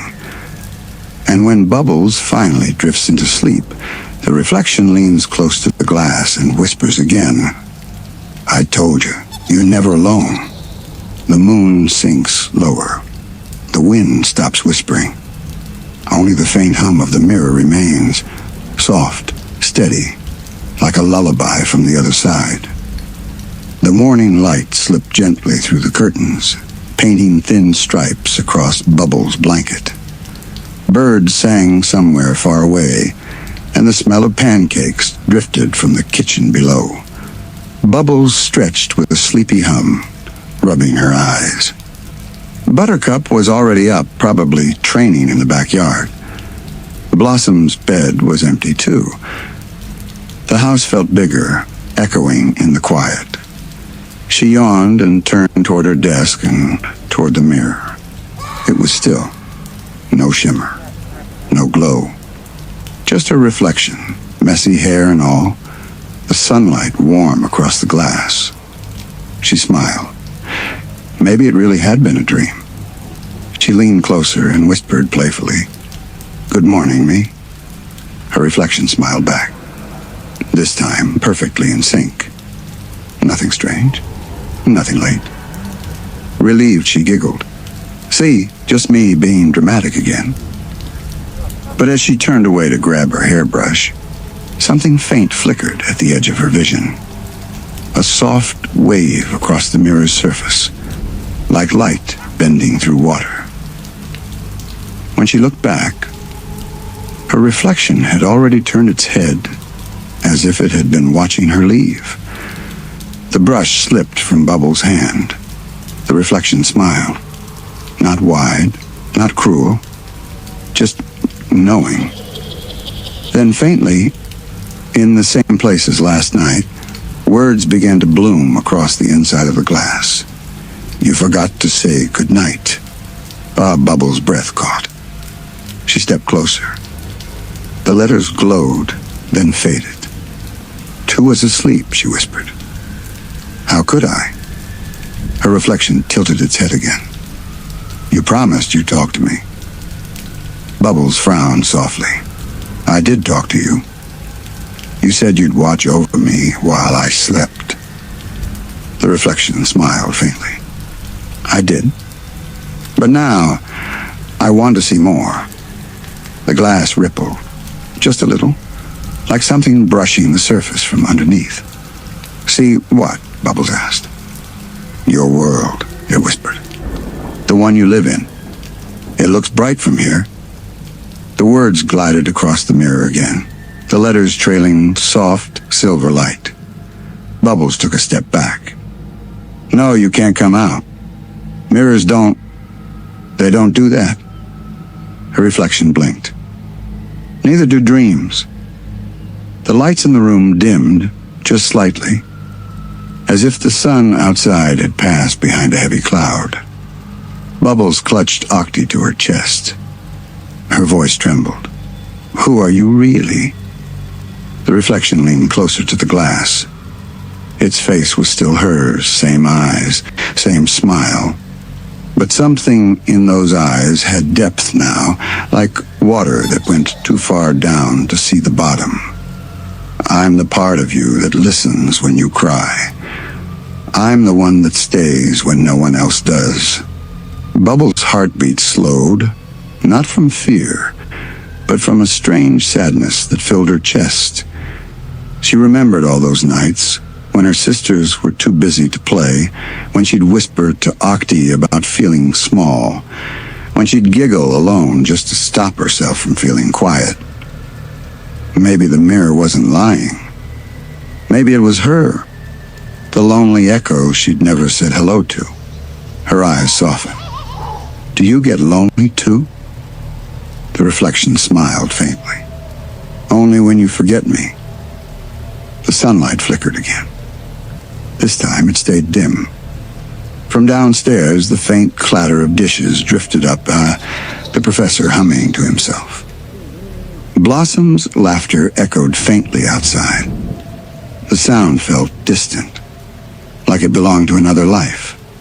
Bubbles sat on the edge of her bed, still facing the mirror. The reflection sat too, perfectly mirroring her. They stared at each other in silence. It wasn't scary now, just heavy. Like looking at a memory that wasn't supposed to move. Do you have a name? Bubbles asked softly. Her reflection blinked once, then whispered, Yours. The lights flickered again, and suddenly the room looked deeper, every color softer, every sound stretched out. Bubbles' eyelids grew heavy. She wasn't sleepy, but the air itself seemed to press against her gently, urging her to rest. Her reflection's voice floated through the haze. Come closer.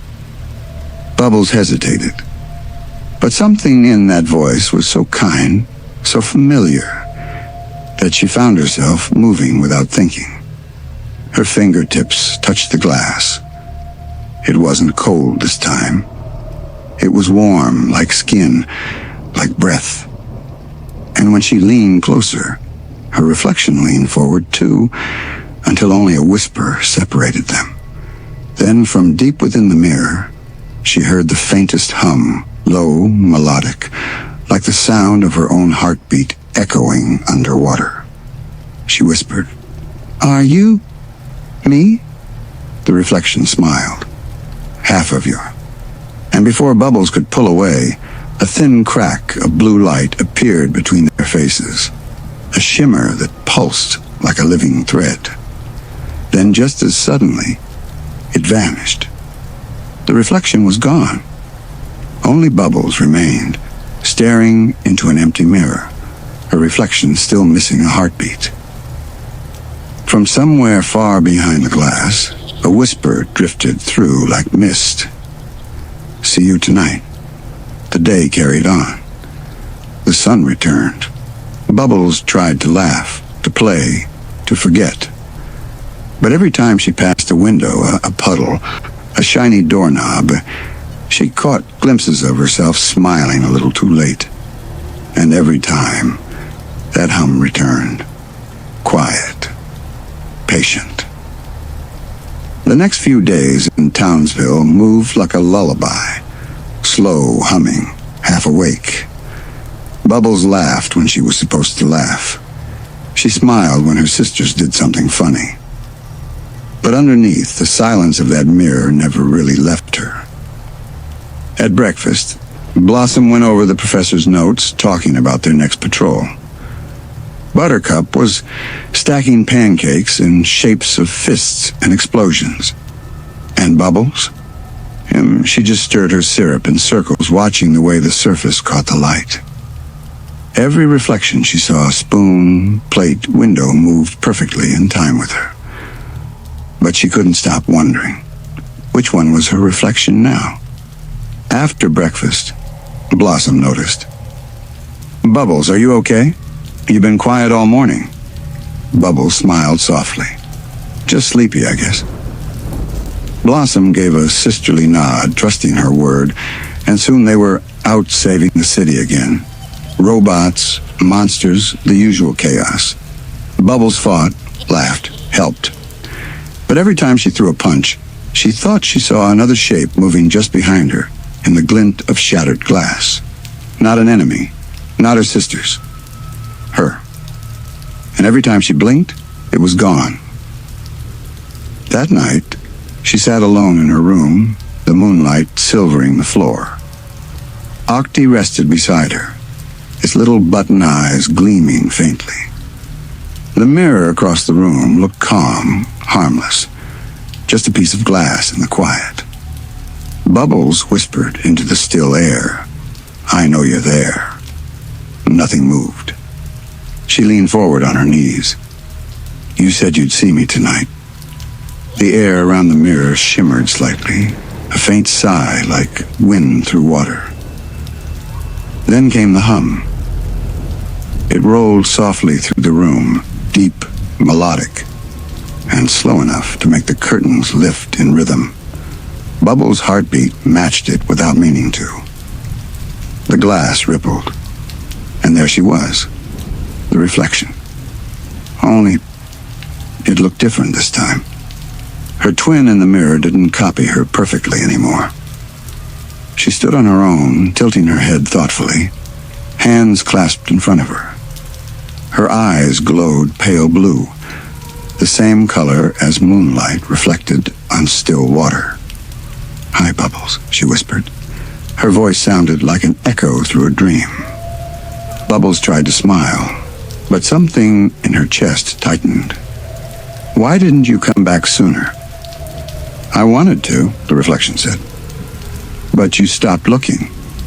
Bubbles looked down. "I didn't mean to. I was scared." Her twin smiled softly. "You don't have to be. We're the same, remember? You don't need to hide parts of yourself anymore." The words drifted across the glass like a lullaby. And as they did, Bubbles realized her reflection's hair moved differently now, floating gently as though she were underwater. "Why do you look like that?" she asked quietly. The reflection looked down at her hands. "Because this is where I live. It's deep and quiet here. But when you're sad, I can almost touch your world. Every tear you shed makes it clearer." Bubbles blinked, her eyes stinging. "That sounds lonely." The reflection's smile faded. "Maybe, but I'm used to it. You forget me every time you laugh." That ache returned to Bubbles' chest, a slow, heavy pull. She didn't want to forget anymore. She reached out a trembling hand, pressing her fingertips to the cool surface of the glass. The reflection did the same. This time, the mirror didn't stop them.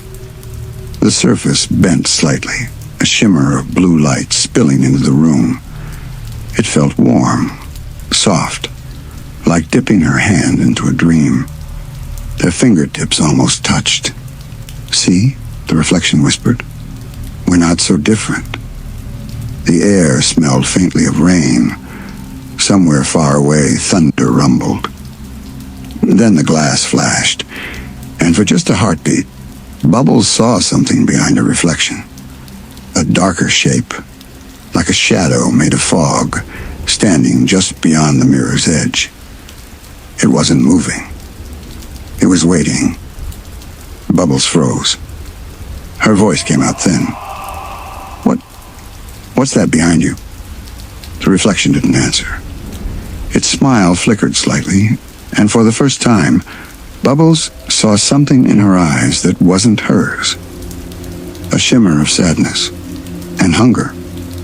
The reflection whispered, "You'll know soon. When you let me in." Then just as suddenly, the mirror went dark. The glow vanished. Only Bubbles' wide eyes stared back, alone again. But on the glass, in tiny pale letters, one last message lingered before fading. "Every shadow wants to come home." That night, the wind outside howled softly against her window, and even as she pulled the blanket up to her chin, she couldn't stop thinking about the warmth of that mirror, how real it had felt. When she finally drifted into sleep, she dreamed of blue water rippling across her ceiling, of two voices whispering her name from both sides of the same heartbeat. The nights in Townsville had grown quieter lately. Even the hum of streetlights seemed to fade earlier than usual, as though the town itself wanted to sleep. But inside the Powerpuff home, Bubbles lay awake, eyes wide, staring at the ceiling above her bed.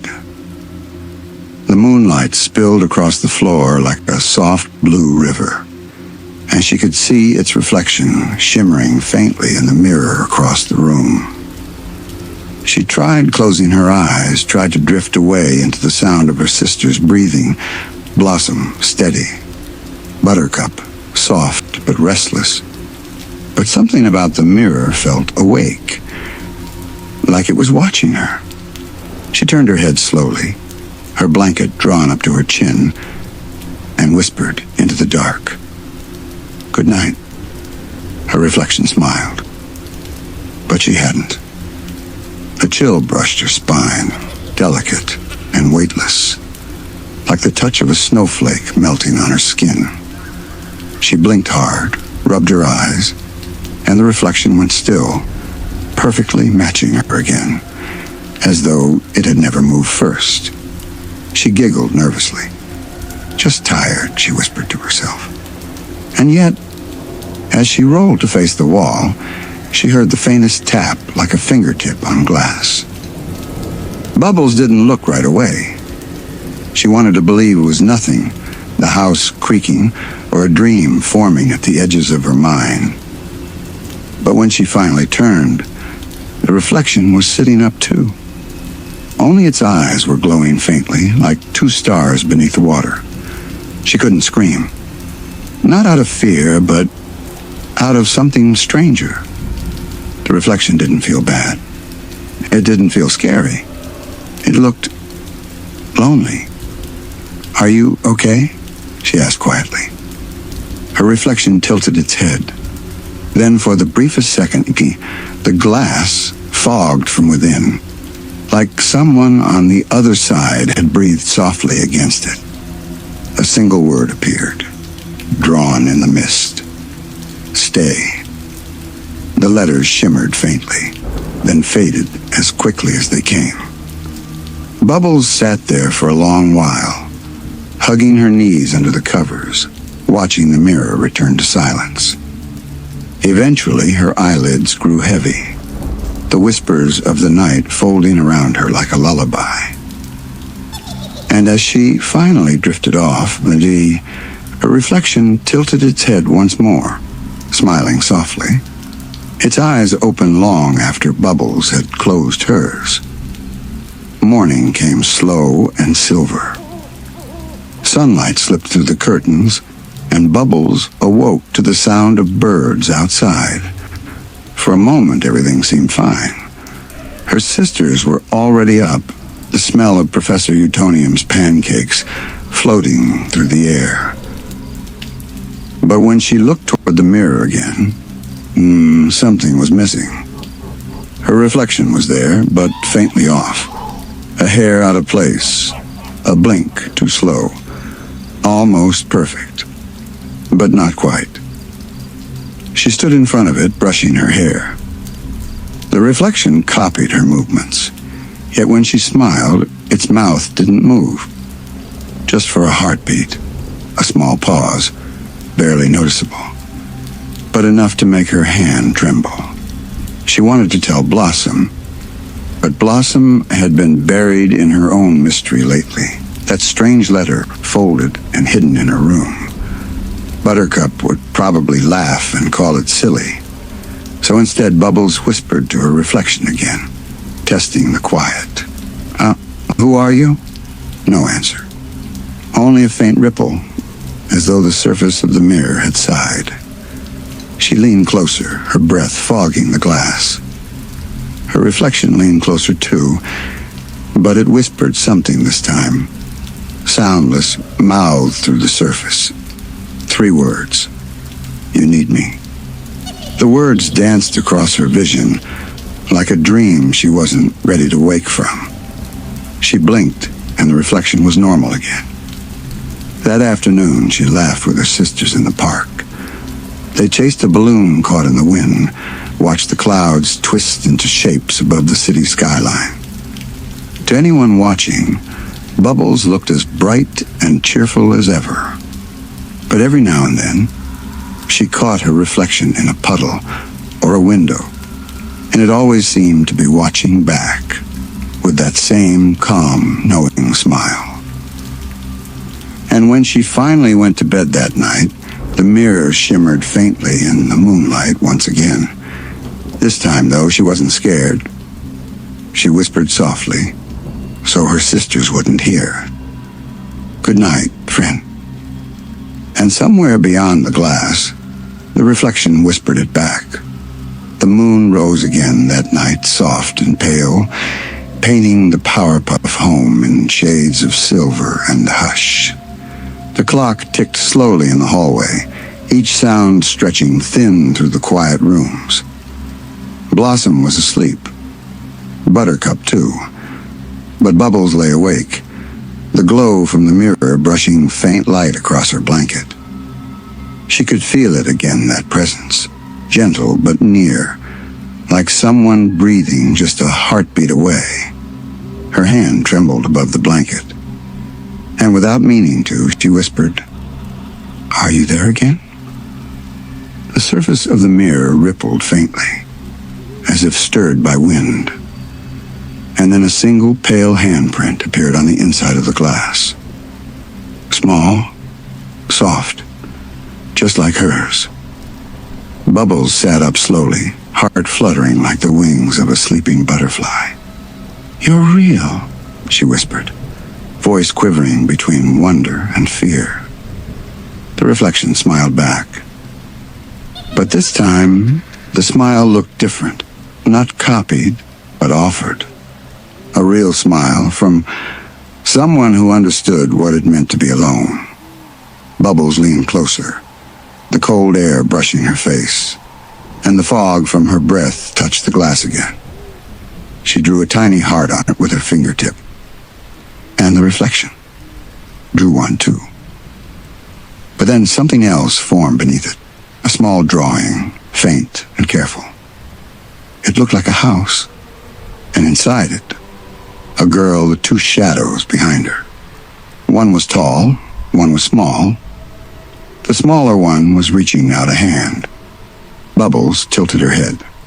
"Is that me?" The reflection nodded almost imperceptibly. Then it wiped the fog away with a slow sweep of its mirrored hand. Everything disappeared. The air in the room thickened with a quiet kind of sadness, the kind that comes from secrets left too long unspoken. She wanted to ask more, but before she could, the mirror darkened. Her reflection faded into the silver-gray fog, until all she could see was her own faint outline again. Bubbles lay back down, staring at the ceiling, thinking of that little drawing the girl, the 2 shadows. One of them had been her, she was sure. But who was the other? The next morning felt colder than usual. Even the sunlight seemed slower, like it was being careful not to disturb something fragile. Blossom was at the kitchen table with a cup of tea, reading from the strange letter she'd found days ago. Buttercup was busy kicking a cereal box for fun. Bubbles sat quietly stirring her orange juice, watching the faint reflection of herself in the glass. It didn't smile this time. It only blinked, just a fraction too late. She looked up at her sisters. "Do you ever feel like the mirror is watching you?" Buttercup laughed. "Only when I look awesome." Blossom barely looked up from her letter. "Mirrors don't watch, Bubbles. They just reflect." Bubbles forced a smile, nodding softly. "Yeah, maybe." But deep down, she wasn't so sure.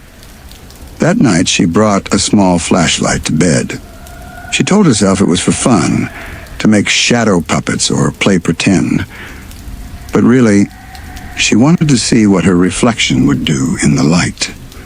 The moon was hiding behind clouds now, and her room was soaked in darkness.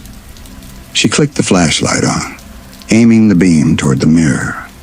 Her reflection appeared just as before. Bright eyes, soft hair, sleepy expression. For a moment, everything was normal. Then the reflection's hand lifted again. Slowly, it traced a shape on the glass. Not a heart this time. A door. Bubbles' breath caught. "Do you want me to open it?" she whispered. The reflection nodded. And as the flashlight flickered, she thought she saw it, a faint outline of a door forming in the mirror, drawn in moonlight and silver mist. Its handle shimmered faintly, waiting. She reached out instinctively, just before a voice called softly from behind her. "Bubbles?" It was Blossom, her voice sleepy, calm. Bubbles froze, the flashlight beam quivering. When she turned back, the mirror was just a mirror again. No door, no shimmer. Only her own face staring back. Blossom blinked at her from the doorway. "What are you doing?" Bubbles hesitated. "I thought I saw something." Blossom sighed, rubbing her eyes. "Try to sleep, okay? It's late." And then she left, the door closing softly behind her. Bubbles turned back to the mirror one last time. It looked peaceful, harmless. But just before she turned off the flashlight, she noticed something small in the corner of the glass. A tiny mark, the faint outline of a handprint, pressed from the inside. She didn't scream. She didn't cry. Instead, she whispered into the quiet, her voice trembling like a secret. "I'm not scared of you." And from somewhere deep beyond the reflection, so soft it could have been part of her own breath, came the answer. "I know." The light went out, and in the darkness, two shadows overlapped on the wall, one real, one reflected, perfectly in sync. The following night came heavy with rain. Not the kind that washes away sound, but the kind that seems to whisper against every window pane, like quiet fingers tracing invisible words on glass. Bubbles lay beneath her blanket, listening to it. The steady rhythm was almost comforting, but every now and then she thought she heard a second sound, a faint tapping from inside the mirror, like a heartbeat, soft and steady. She rolled over, her blue eyes glowing faintly in the dark. The mirror reflected the soft silver light of her lamp. And there she was again. Her reflection, still, patient, waiting. "Why do you come back?" Bubbles whispered, pulling her blanket closer. The reflection smiled faintly, then lifted its hand, pointing downward, toward the floor beneath Bubbles' bed. Her breath caught. "What's there?" The reflection tilted its head. Then the mirror fogged once again. Lines formed in the mist, shaky, uncertain, a spiral, and in the center of it, a single word, below. Bubbles sat up slowly, her heart trembling in her chest. The word vanished a moment later, leaving the mirror perfectly clear. But that one word stayed in her mind, curling quietly through her thoughts. Below. She waited until her sisters were asleep. Buttercup's soft snore, Blossom's slow breathing, and tiptoed out of bed. The house was darker than usual, as if the storm outside had swallowed all its light. Lightning flashed once across the windows, then faded, leaving only the whisper of rain. Her bare feet brushed against the wooden floor as she moved toward the stairs.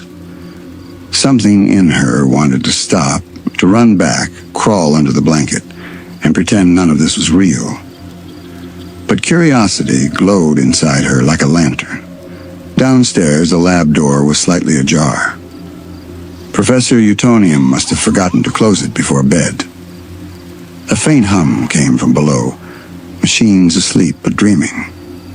Bubbles descended the steps, each one creaking quietly under her weight. She reached the bottom, where the light of the lab screens painted the room in a faint blue haze. And there, on the far wall, stood another mirror. Not a normal one. It was old, rimmed with blackened silver, covered in faint fingerprints and a layer of dust. She didn't remember seeing it before. Maybe it had always been there, hidden, waiting. She approached slowly, rain still whispering above. As she got closer, her reflection appeared, but it wasn't quite right. The lighting behind it was different, like the world inside that mirror followed its own quiet rules. Her reflection lifted its hand again, pressing it softly against the glass. And this time, Bubbles saw something shimmer beneath the surface, a faint outline of a door, the same one from before. She reached out, her fingertips trembling inches away from the cold surface. Then she whispered, "Can you show me?" Her reflection nodded. The glass rippled like a pond touched by rain. The faint hum of the lab grew quieter, the air thick with something invisible, a hum, a pull, like the edge of a dream calling her name. She leaned closer, and suddenly, a flash of light filled her vision. When it faded, she was no longer in the lab. The floor beneath her was made of old tiles, covered in dust and patterns she didn't recognize. The air smelled faintly of metal and lavender. The mirror still stood in front of her, but this time her reflection was gone. Instead, there was another hallway beyond it, dimly lit, with walls lined in glass. Inside each glass panel, shadows flickered softly. She turned and realized that behind her was another version of the lab, empty, quiet, as though the machines had been asleep for decades. "Where am I?" she whispered. The mirror flickered once, and her reflection reappeared, but now it was standing behind her inside the glass world. It pointed again, this time toward a door in the reflection's world, a door that didn't exist in hers.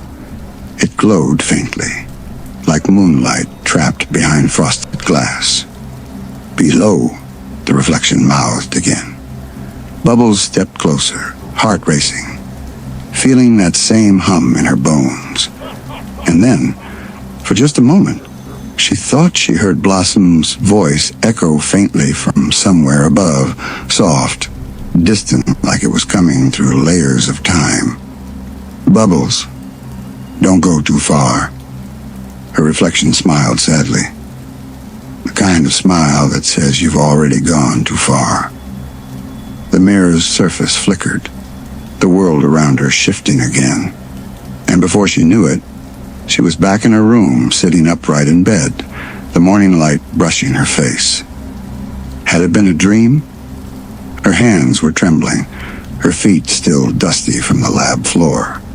And on her nightstand, there was a small mark, a perfect handprint, pressed in silver dust.